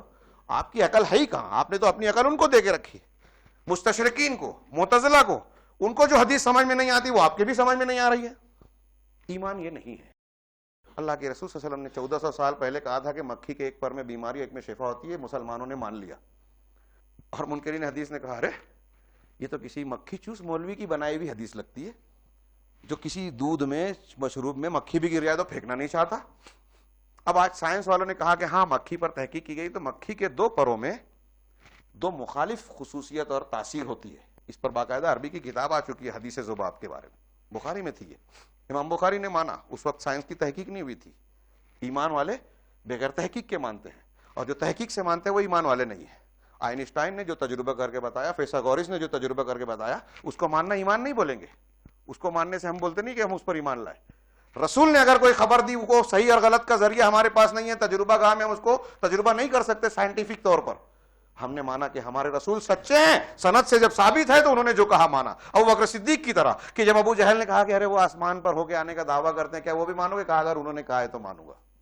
انہوں نے کہا ہے تو مانو گا. اس سے بڑی بڑی باتیں مانیے. یہ کون سی بڑی بات ہے؟ آسمانی کی تو باتیں ہم کو بتاتے ہیں. نبی کا مطلب ہے خبر دینے والا. خبر دینے والا نبی کون سی خبر دیتا ہے؟ لندن کی، جاپان کی واقعات کی، ایکسیڈنٹس کی نہیں. وہ اللہ کی غیبیات کی خبر دیتے ہیں جس کو جاننے کا انسانوں کے پاس کوئی ذریعہ نہیں. تو اگر اللہ کے محبت ہے، رسول سے محبت ہے، تو اللہ کے رسول کی سنتوں کی محبت ہوگی. اور سنتوں سے محبت کا مطلب یہ ہے اتباع ہوگی. اللہ نے فرمایا ان کنتم تحبون اللہ فاتبعونی. اگر تم کو اللہ سے محبت ہے تو محبت کا معیار، اس کی کسوٹی یہ ہے کہ میری اتباع کرو، یعنی رسول کی. رسول کی اتباع مطلب رسول کی سنتوں سے محبت کرو. رسول کی سنتوں سے محبت، میں نے اشارہ کیا، وقت نہیں ہے اس پہ، مجھے کچھ کہنا تھا کہ اس کا علم حاصل کرو. ایک روایت کی طرف صرف اشارہ کر کے بات کو ختم کرتا ہوں. بخاری کی روایت ہے حضرت معاویہ کی. وہ کہتے ہیں کہ اللہ کے رسول نے فرمایا من یرید اللہ بہ خیرا یفقہہ فی الدین. علم کی فضیلت میں شاندار حدیث، علم دین کی فضیلت. اللہ جس سے خیر چاہتا ہے، جس سے خیر چاہتا ہے اس کو دین کی سمجھ عطا کر دیتا ہے. فقاہت، یہ وہ فقی نہیں کہ فلاں اور شرائط کو جانتا ہو، موانع کے جانتا ہو، یہ مستحب ہے، یہ فضیلت ہے. یہ دین کی فقاہت یعنی دین کی سمجھ، صحیح عقیدہ، صحیح حدیث، صحیح منہج، کیا صحیح ہے، کیا حق ہے، کیا باطل ہے، یہ چیزیں سمجھ میں آ جائے. اللہ کے رسول نے فرمایا کہ جس کے ساتھ اللہ بھلائی چاہتا ہے اس کو دین کی سمجھ، سوجھ بوجھ دے دیتا ہے. اس کا الٹا مطلب کیا ہوا؟ جس سے اللہ بھلائی نہیں چاہتا اس کو دین کی سمجھ سے محروم کر دیتا ہے. دین کی سمجھ جس کو ہوگی اس کو حدیثوں کی سمجھ ہوگی، قرآن و حدیث کی سمجھ ہوگی. کیونکہ دین کی بنیاد وہی ہے، مصدر وہی ہے، بنیادی ٹیکسٹ وہی ہے. اب ہمارے یہاں کورٹ والوں کو بھی کون سمجھائے؟ آج بہت سارے لوگ مسائل آتے ہیں تو فتاووں کی کتاب دیکھتے ہیں. ان کو یہ بتانا ہمارا فرض ہے، ججوں کو، وکیلوں کو، مسلمانوں کے ساتھ غیر مسلموں کو، کہ اسلام کا ٹیکسٹ بک جو بیسک تعلیم ہے، جو مصدر ہے، یہ قرآن و حدیث ہے. اگر کوئی مولوی مفتی کہتا ہے کہ یہ حلال ہے، یہ حرام ہے، وہ شریعت نہیں ہے. یہ جو میں بول رہا ہوں اس میں اختلاف نہیں ہے، لیکن کچھ لوگ ناراض ہو جاتے ہیں. بہت اہم چیز ہے یہ، اور یہ غیر مسلموں کو سمجھانا بہت ضروری ہے. جو ارون شوری جیسے لوگ ورڈ آف فتوا لکھ کے مذاق اڑاتے ہیں، یہ فتوے دے دیے. کچھ بھی فتوے دینے سے شریعت نہیں بنتی. اگر میں کہتا ہوں کہ شراب حرام ہے، میں کہتا ہوں کہ زنا حرام ہے، میں کہتا ہوں کہ نماز فرض ہے، یہ شریعت ہے؟ میں آپ سے پوچھ رہا ہوں، یہ شریعت ہے؟ نہیں، یہ شریعت نہیں ہے. اس لیے کہ میں کہہ رہا ہوں. اب میں سے مراد صرف میں نہیں، دنیا کا کوئی بھی انسان کہے زنا حرام ہے، وہ شریعت نہیں ہے، اس کا قول ہے. اب وہ کہتا ہے، کوئی بھی انسان یہ کہتا ہے، کوئی چھوٹا آدمی کہہ رہا ہے، صاحب علم بھی نہ ہو، ڈگری والا نہ ہو، وہ کہتا ہے کہ قرآن میں ہے کہ شراب سود حرام ہے، قرآن میں ہے کہ زنا حرام ہے، قرآن میں ہے، حدیث میں ہے کہ زنا حرام ہے. اب اس کا یہ کہنا شریعت ہے کہ نہیں ہے؟ شریعت ہے.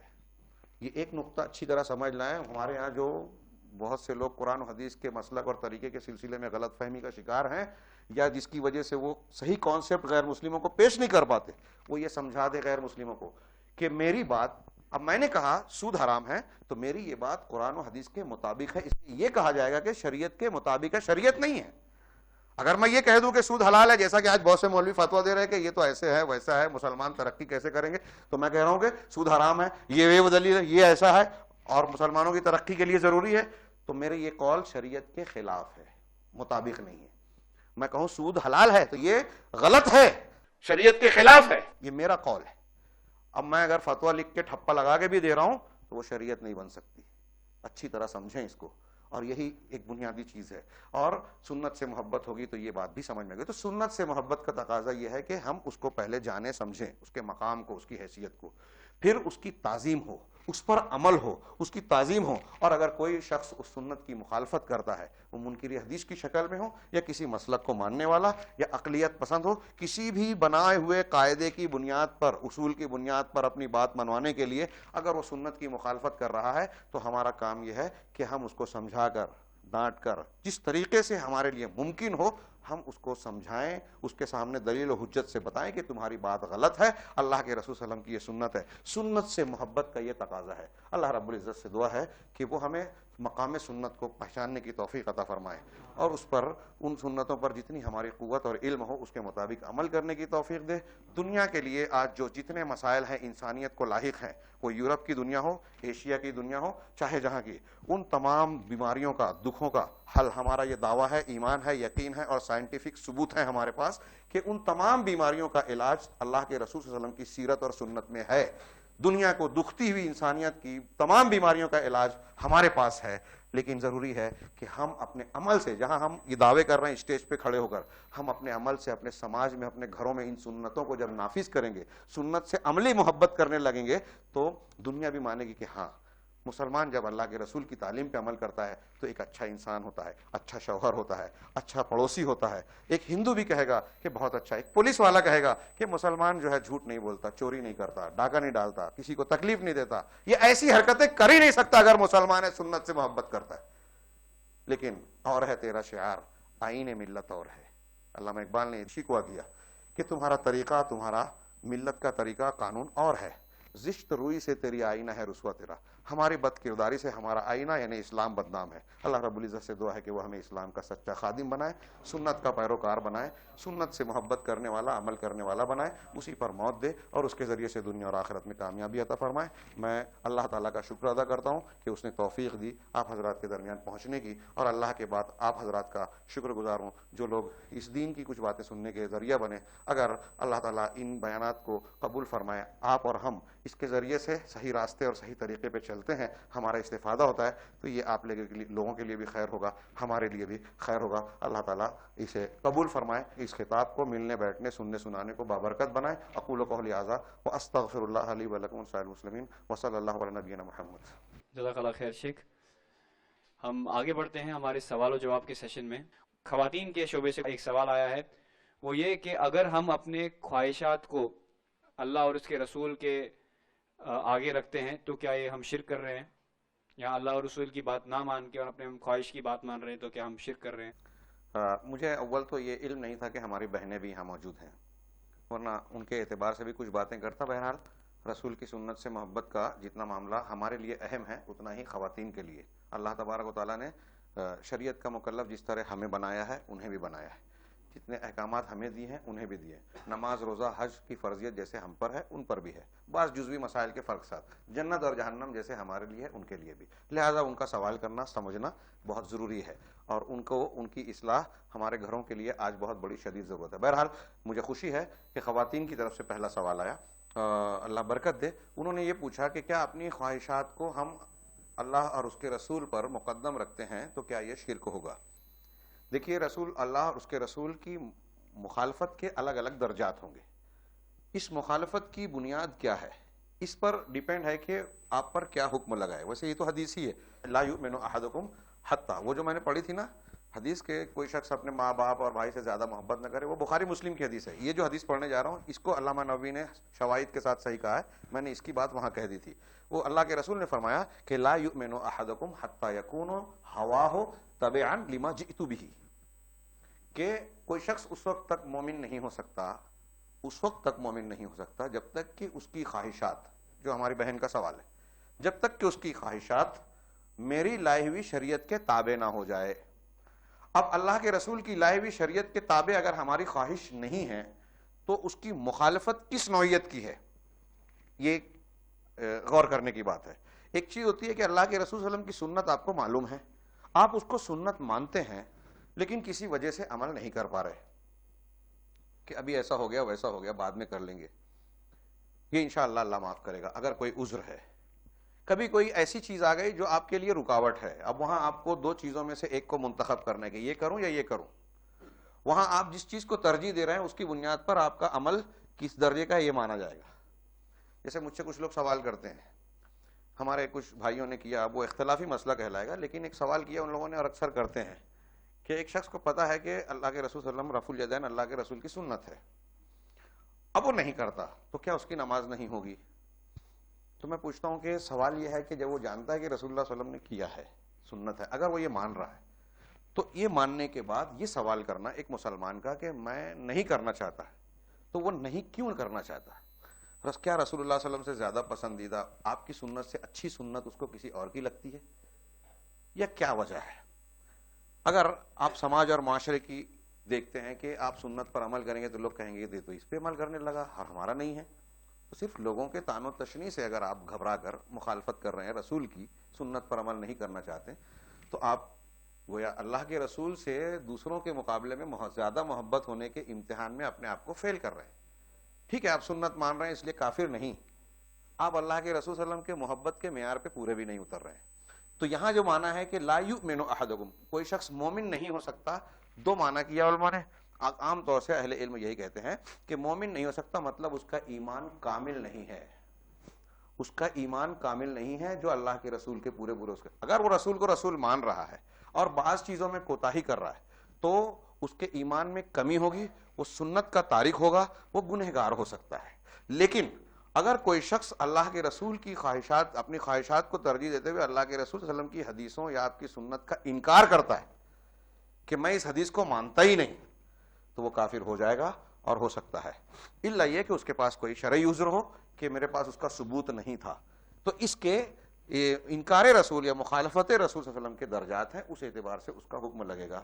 مجھے ایک بات گفتگو کے درمیان اور آئی تھی، ذہن سے نکل کے، میں سمجھتا ہوں اتنی جو میں نے تشریح کی ہے یہ کافی ہے ہمارے سوال کے جواب کے لیے۔ اللہ تبارک تعالی ہمیں خیر کی توفیق دے۔ السلام علیکم ورحمۃ اللہ۔ داڑھی سنت ہے یا فرض ہے؟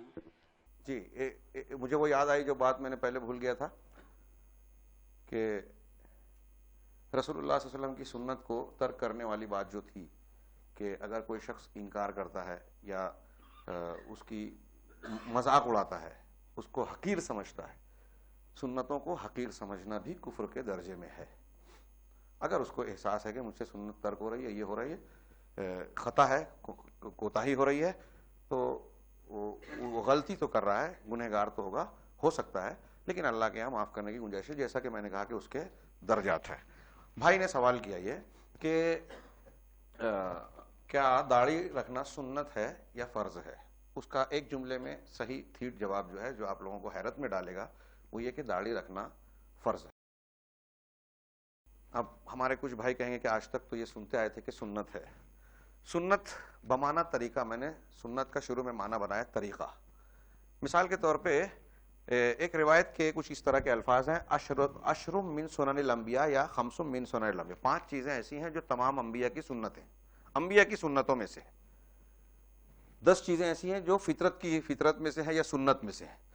تو اب اس 10 چیز میں جب آپ دیکھیں گے تو ختنہ کرنا بھی ہے، کسی روایت میں مسواک کرنا، داڑھی کو چھوڑ دینا، ختنہ کرنا، ناخن کو کاٹنا، زیر ناف بال کو لوہے سے صاف کرنا، استحداد۔ نوجوان لوگ سن لیں، ہمارے بھائی بھی اور بہنیں بھی، یہ لوگ مسئلہ بیان کرنے میں جھجکتے ہیں یا بیان نہیں کرتے یا جانتے نہیں ہیں۔ زیر ناف بال کو لوہے سے صاف کرنا چاہیے۔ سائنس والے نے بھی کہا ہے کہ لوہے سے صاف کرنا زیادہ مفید ہے۔ جتنے بھی چیزیں کیمیکل سے استعمال ہوتے ہیں سب نقصان دہ ہیں، جلد کے لیے بھی، نسوں کے لیے بھی، اور لوہے سے صاف کرنے میں ہر اعتبار سے فائدہ ہے، میڈیکلی بھی، سائنٹیفک طور پر بھی۔ تو لوہے سے، اللہ حدیث میں استحداد، تو لوہے سے صاف کرنا۔ نتف الابط، بال کو اکھاڑنا، یہ بھی اس 10 چیزوں میں شامل ہے۔ مسواک کرنا، مزمزہ، استنشاق الماء، ناک میں پانی ڈال کے اس کو چھینکنا۔ دیکھیے چھوٹی چھوٹی چیزیں بھی، لیکن بہت فائدے کی چیزیں ہیں، سب آج اس کے فائدے آ رہے ہیں سامنے۔ تو ان سب 10 چیزوں کو جو بیان کیا ہے، ان سب کو سنت کہا ہے۔ اب اگر شریعت کی روشنی میں دیکھیں تو ان سب کے احکامات الگ الگ ہیں۔ اس میں سے کچھ چیزیں جو ہیں وہ شعار کا درجہ رکھتی ہیں، کچھ مستحب کا۔ مسواک کرنا اللہ کے رسول سے ثابت ہے کہ اگر آپ نے فرمایا کہ لولا ان اشق علی امتی لامرتهم بالسواک، اگر میری امت پر شاق نہ گزرتا تو میں ان کو مسواک کا حکم دیتا، عند کل صلاۃ، ہر نماز کے لیے یا ہر وضو کے لیے۔ اس کا مطلب اگر آپ حکم دے دیتے، آرڈر دے دیتے تو ضروری ہو جاتا، لہذا لیکن آپ نے حکم نہیں دیا، مطلب کوئی کیا کوئی مسئلہ نہیں کیا تو کوئی بات نہیں، یہ اس حدیث کے الفاظ سے ہی ظاہر ہو رہا ہے۔ لیکن اسی میں کئی چیزیں ایسی ہیں جو شعار کی حیثیت رکھتی ہیں، تو ان کے درجات الگ الگ ہیں۔ سنت بمعنی یہاں طریقہ ہے، اور رسول اللہ صلی اللہ علیہ وسلم کے زمانے میں فرض اور سنت کی وہ تفریق اس طرح سے نہیں تھی جیسے بعد میں ہم نے فقہی طور پہ کی، کہ سنت فرض وہ ہے جس کا شریعت نے، اللہ یا رسول نے لازمی مطالبہ کیا ہے، اور سنت وہ ہے جس کو کرنے میں چھوٹ دی ہے، لازمی طور سے نہیں کیا ہے، صرف مطالبہ کیا ہے. تو یہ جو فرق کیا فقہی طور پہ، اب اس فرق کی روشنی میں دیکھیں حدیث کو جو بعد میں کیا گیا کہ داڑھی کا حکم کہاں بیٹھتا ہے، تو ہم کو حدیث میں ملتا ہے کہ جتنی بھی رسول اللہ صلی اللہ علیہ وسلم کی حدیثیں ہیں، اوف اللحا، داڑھی کو پوری پوری چھوڑ دو، اور کیا ہے وفر اللحا، داڑھیوں کو موفر کرو، یعنی پوری پوری چھوڑو.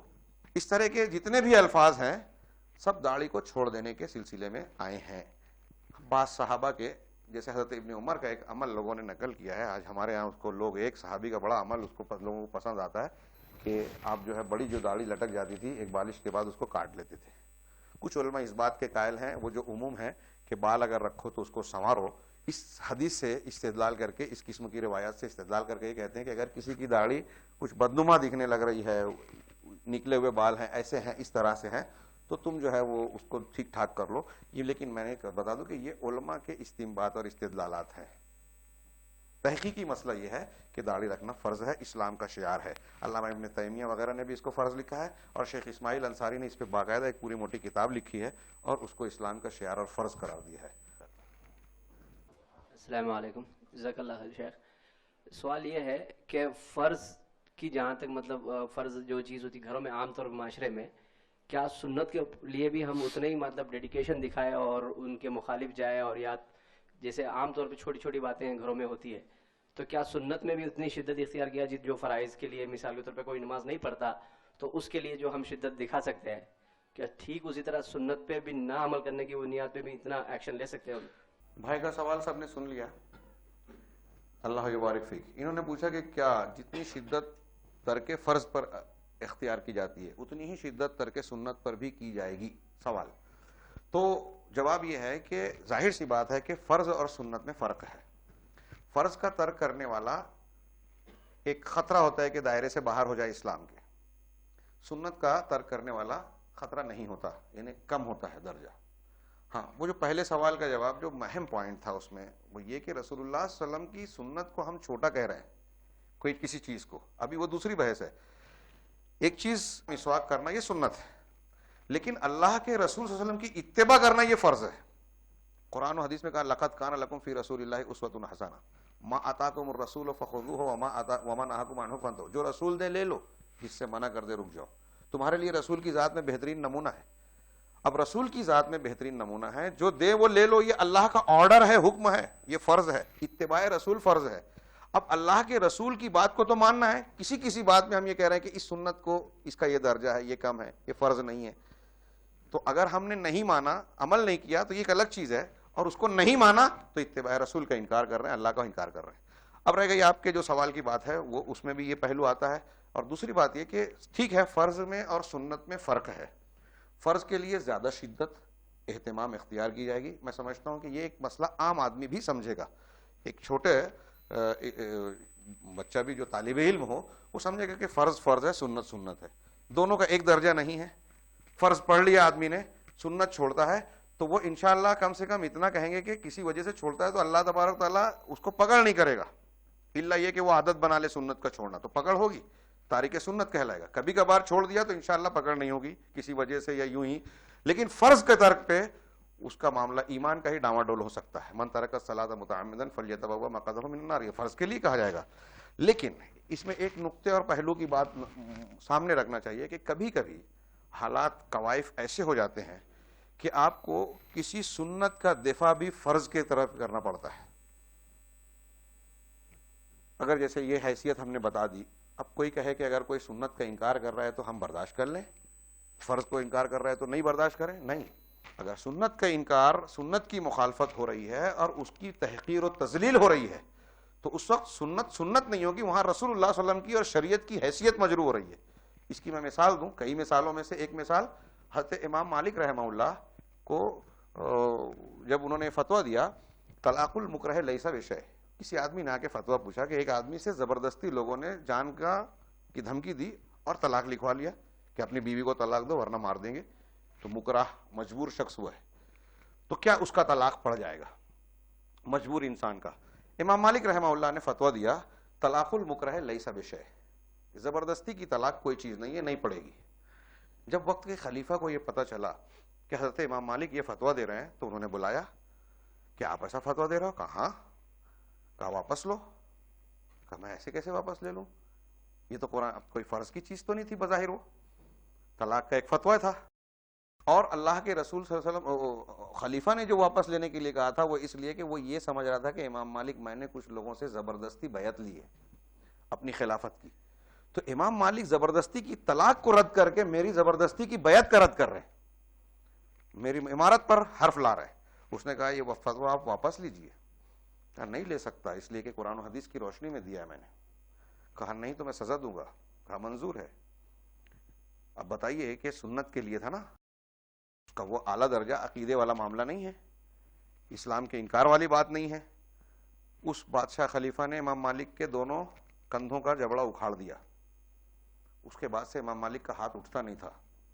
آج مالکی لوگ جو ہیں آپ دیکھیں گے حرم میں جب ٹی وی پہ دیکھیں گے تو کچھ لوگ آپ کو دیکھیں گے نماز میں نیت نہیں باندھتے، رفع الیدین نہیں کرتے. کیوں؟ وہ مالکی ہیں. ان کے ایک شاگرد ابن قاسم کا کی روایت ہے کہ امام مالک نیت نہیں باندھتے تھے، رفع الیدین نہیں کرتے تھے. حالانکہ یہ بات غلط ہے. امام مالک نیت بھی باندھتے تھے، رفع الیدین بھی کرتے تھے. رفع الیدین کی روایت بھی نقل کی، تمہید میں علامہ ابن عبد البر نے لکھا ہے. لیکن وہ جب ہاتھ اکھاڑ دیا تھا بادشاہ نے، میں نام بھول رہا ہوں کون سے تھے، خلیفہ نے، تو وہ ہاتھ اٹھتا ہی نہیں تھا. تو خلیفہ نے ہاتھ اکھاڑ دیا، گدھے پہ بٹھایا، منہ پر کالک لگا کے محلوں میں پھرایا کہ آپ کی یہ سزا ہے.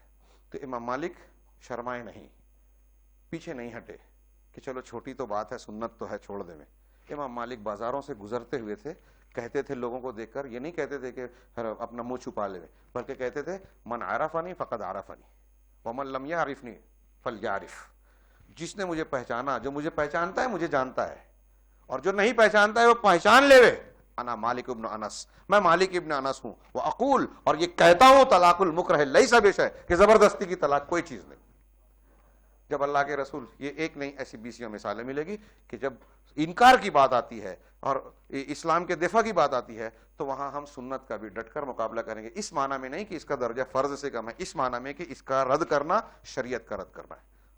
اللہ تعالی ہمیں نیک توفیق دے. مرد آدمی کے لیے سر ڈھانکنے کے متعلق کیا طریقہ رہے گا؟ یعنی سر ڈھانکنا، سر ڈھانکنا، ہاں کیا یعنی طریقہ؟ اگر ڈھانکنا تو سنت تھی، اگر نہیں ڈھانکے تو کیا ہوگا؟ دیکھیے یہ ایسی سنت نہیں ہے، یہ عادی اور علاقائی اعتبار سے ہے. شریعت اسلامیہ نے جن چیزوں کو آداب یا اصول کے طور پہ بیان کیا بہت ہی صاف صاف. لباس کے بارے میں بہت واضح تعلیمات دی. ہم حدیث کی کتاب آپ اٹھا کے دیکھیے تو آپ کو ملے گا کہ خواتین کے لیے آپ نے حدیثوں میں محدثین نے باب باندھا ہے. جیسے نماز کے آداب جو بتائے ہیں تو کیا کیا ڈھکا رہنا چاہیے، کتنا سطر ہے، یہ سب بیان کیا ہے. تو مردوں کے لیے جیسے کاندھے سے یہ نماز میں شانے سے لے کر گھٹنے تک کو سطر بتایا. نماز کے لیے یہ ڈھکا ہونا چاہیے، ہاں یہ ساتر ہوگا اتنے پہ نماز ہوگی. لیکن خواتین کے لیے آپ پڑھیں گے کہ پورا بدن یہاں تک کہ بال بھی باہر نہیں ہونا چاہیے حالت صلاۃ میں. محدثین نے یہ باب باندھا اور اس میں یہ بتایا. خود حضرت بعض ایک صحابی میں شاید حضرت طلحہ تھے غالباً، وہ ایک مرتبہ حضرت حذیفہ، موطا امام مالک میں بھی ہے، مجھے یاد پڑتا ہے شاید بخاری میں بھی. ایک مرتبہ وہ ایک مسجد میں گئے محلے کی اور لوگ اکٹھا ہوئے اور انہوں نے اپنے 2 کپڑے پہنے ہوئے تھے، 2 کپڑے، اور اوپر والا کپڑا جس سے سر بھی ڈھکا ہوا تھا اتارا اور کھونٹے پہ لٹکا دیا. اور پھر اقامت ہوئی تو ویسے ہی نماز پڑھائی امام کی حیثیت سے. تو نماز ہونے کے بعد ایک شخص نے پوچھا کہ یہ جو آپ نے نماز پڑھائی ایسا کیوں پڑھائی ایک کپڑے میں، ایک چادر میں؟ تو انہوں نے کہا کہ لِأُعَلِّمَكَ مِثْلَكَ الْأَحْمَقَ او كما قال، اس طرح کا جملہ کہا کہ تاکہ میں تم جیسے احمق آدمی کو بتا دوں. کیا بتا دوں؟ کہ نماز ایسے بھی ہو جائے گی. تو میں یہ عرض کرنا چاہتا ہوں کہ اللہ کے رسول صلی اللہ علیہ وسلم کی احادیث سے یہ تعلیم تو ملتی ہے کہ رسول اللہ صلی اللہ علیہ وسلم نے عورتوں کو پورا ڈھانکنے کا حکم دیا. مردوں کے لیے کہاں انگلی ہلانا ہے، کتنا سطر ہے، سب بتایا. لیکن مردوں کے لیے یہ نہیں بتایا کہ آپ کو سر ڈھانکنا ضروری ہے. بلکہ بخاری وغیرہ میں ایسی روایتیں موجود ہیں کہ صحابہ کرام بعض مرتبہ بیابانوں میں، جنگلوں میں سفر کے دوران نماز پڑھنے کھڑے ہوئے تو زمین بہت جل رہی تھی، تو صحابہ کرام نے اپنے سر کا عمامہ اتارا اور سجدے کی جگہ پہ رکھ دیا اور نماز پڑھائی. ایسی اور بھی روایتیں ہیں. لیکن جہاں تک رسول اللہ صلی اللہ علیہ وسلم اور صحابہ کرام سر ڈھانکتے تھے، عمامہ یا غترہ وغیرہ پہنتے تھے، تو یہ صرف نماز میں نہیں پہنتے تھے، یہ آپ ہمیشہ گھر سے نکلنے کے لیے عام طور سے پہنا کرتے تھے اس وقت. اور وہاں کا عرب کا جغرافیائی تقاضا تھا. آج بھی جیسے ریگستان کی جو دھوپ ہے اور ریت وغیرہ جو اڑتی ہے اس میں وہ اس کا تقاضا بنتا ہے. نمبر 1 کہ یہ جغرافیائی علاقائی اعتبار سے ضرورت تھی ایسے لباس کی. دوسرے یہ کہ رسول اللہ صلی اللہ علیہ وسلم اور صحابہ کرام عمومی حالات میں یہ پہنا کرتے تھے. تو اگر ایک شخص اتنی زیادہ شدت برتتا ہے کوئی شخص کہ نماز میں ہونا چاہیے تو اس کو 24 گھنٹہ پہننا چاہیے. اور پھر امامہ وغیرہ پہنتا تھا. آج ہماری طرح ٹوپی یا اس طرح کا معاملہ نہیں تھا. تو میں یہ عرض کرنا چاہتا ہوں حاصل کلام یہ کہ لباس وغیرہ کے سلسلے میں شریعت نے کشادگی رکھی ہے. صرف اصول بتائے ہیں کہ آپ کا لباس کیسا ہونا چاہیے کیسا نہیں ہونا چاہیے. آپ کا لباس باریک نہ ہو, عورتوں کا پورا ساتر ہو, اور اتنا باریک نہ ہو کہ جسم کا کچھ بدن کے نشیب و فراز دکھائی دیں, یا اتنا تنگ اور چست بھی نہ ہو کہ نشیب و فراز ظاہر ہوں. اسی طریقے سے ٹخنے کے نیچے نہ ہو, اور غیر ایسا کوئی لباس نہ ہو جس کے اندر غیر مسلموں کی کسی شعار کی جھلک نظر آتی ہو. مردوں کا لباس عورتوں کے مشابہ نہ ہو, عورتوں کا لباس مردوں کے مشابہ نہ ہو, جس سے یہ اس کی ایسے اصول بتائے. اب لباس کا نام نہیں بولا قرآن نے حدیث نے کہ آپ اگر لنڈن میں بھی رہو, امریکہ میں بھی رہو, سعودی عرب میں بھی کہیں بھی رہو آپ کو یہی پہننا پڑے گا, غترہ اور یہ اوڑھنا پڑے گا, جبہ پہننا پڑے گا. اسلام نے نام نہیں بتایا. آپ کا لباس کے سلسلے میں رنگ بتا دیا کہ فلاں فلاں رنگ کا جائز نہیں ہے, ریشم کا کپڑا مردوں کے لیے جائز نہیں ہے, فلاں چیز جائز نہیں ہے, یہ چیز جائز ہے. تو ان اصولوں کے مطابق اگر ہمارا لباس ہے تو اس کا نام کوئی بھی ہو جائز ہے انشاءاللہ. اور رہ گئی بات سر کی, تو سر ڈھانکنے کے سلسلے میں اللہ کے رسول صلی اللہ علیہ وسلم کی اس حدیث پر میں جواب کو ختم کرتا ہوں جو سلمان فارسی سے روایت ہے. کئی سندوں سے ہیں, سب ضعیف ہیں, ایک حسن ہے. حضرت سلمان فارسی کہتے ہیں کہ اللہ کے رسول نے فرمایا صلی اللہ علیہ وسلم کہ اللہ تبارک و تعالیٰ نے کچھ چیزوں کو حرام کیا ہے, لہٰذا اس سے آگے نہ بڑھو, اس کو ارتکاب مت کرو. کچھ چیزوں کو فرض کیا ہے, اس کو ضائع مت کرو, اس کو انجام دو. اور کچھ چیزوں سے خاموشی اختیار کی ہے شریعت میں بغیر بھولے ہوئے. اللہ نے کچھ چیزوں کو شریعت میں بیان نہیں کیا تو اللہ بھولا نہیں ہے. وما کان ربک نسیٰ, اللہ کے رسول نے قرآن کی آیت پڑھی, اور تمہارا رب جو ہے بھولنے والا نہیں ہے. تو تم اس کے پیچھے مت پڑو.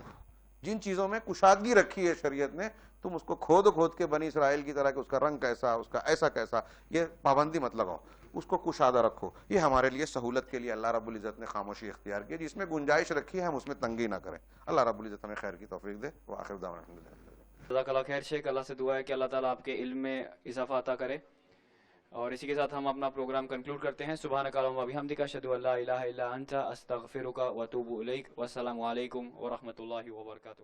أما طريقي فهو قرآن وسيف وابتلاء, الله باركه وسار عليه قبل الأنبياء, ومواكب الشهداء روته بأنهار الدماء, فإذا به روض ذكي في دار من ضياء. أما طريقي فهو قرآن وسيف وابتلاء, الله باركه وسار عليه قبل الأنبياء, ومواكب الشهداء روته بأنهار الدماء, فإذا به روض ذكي في دار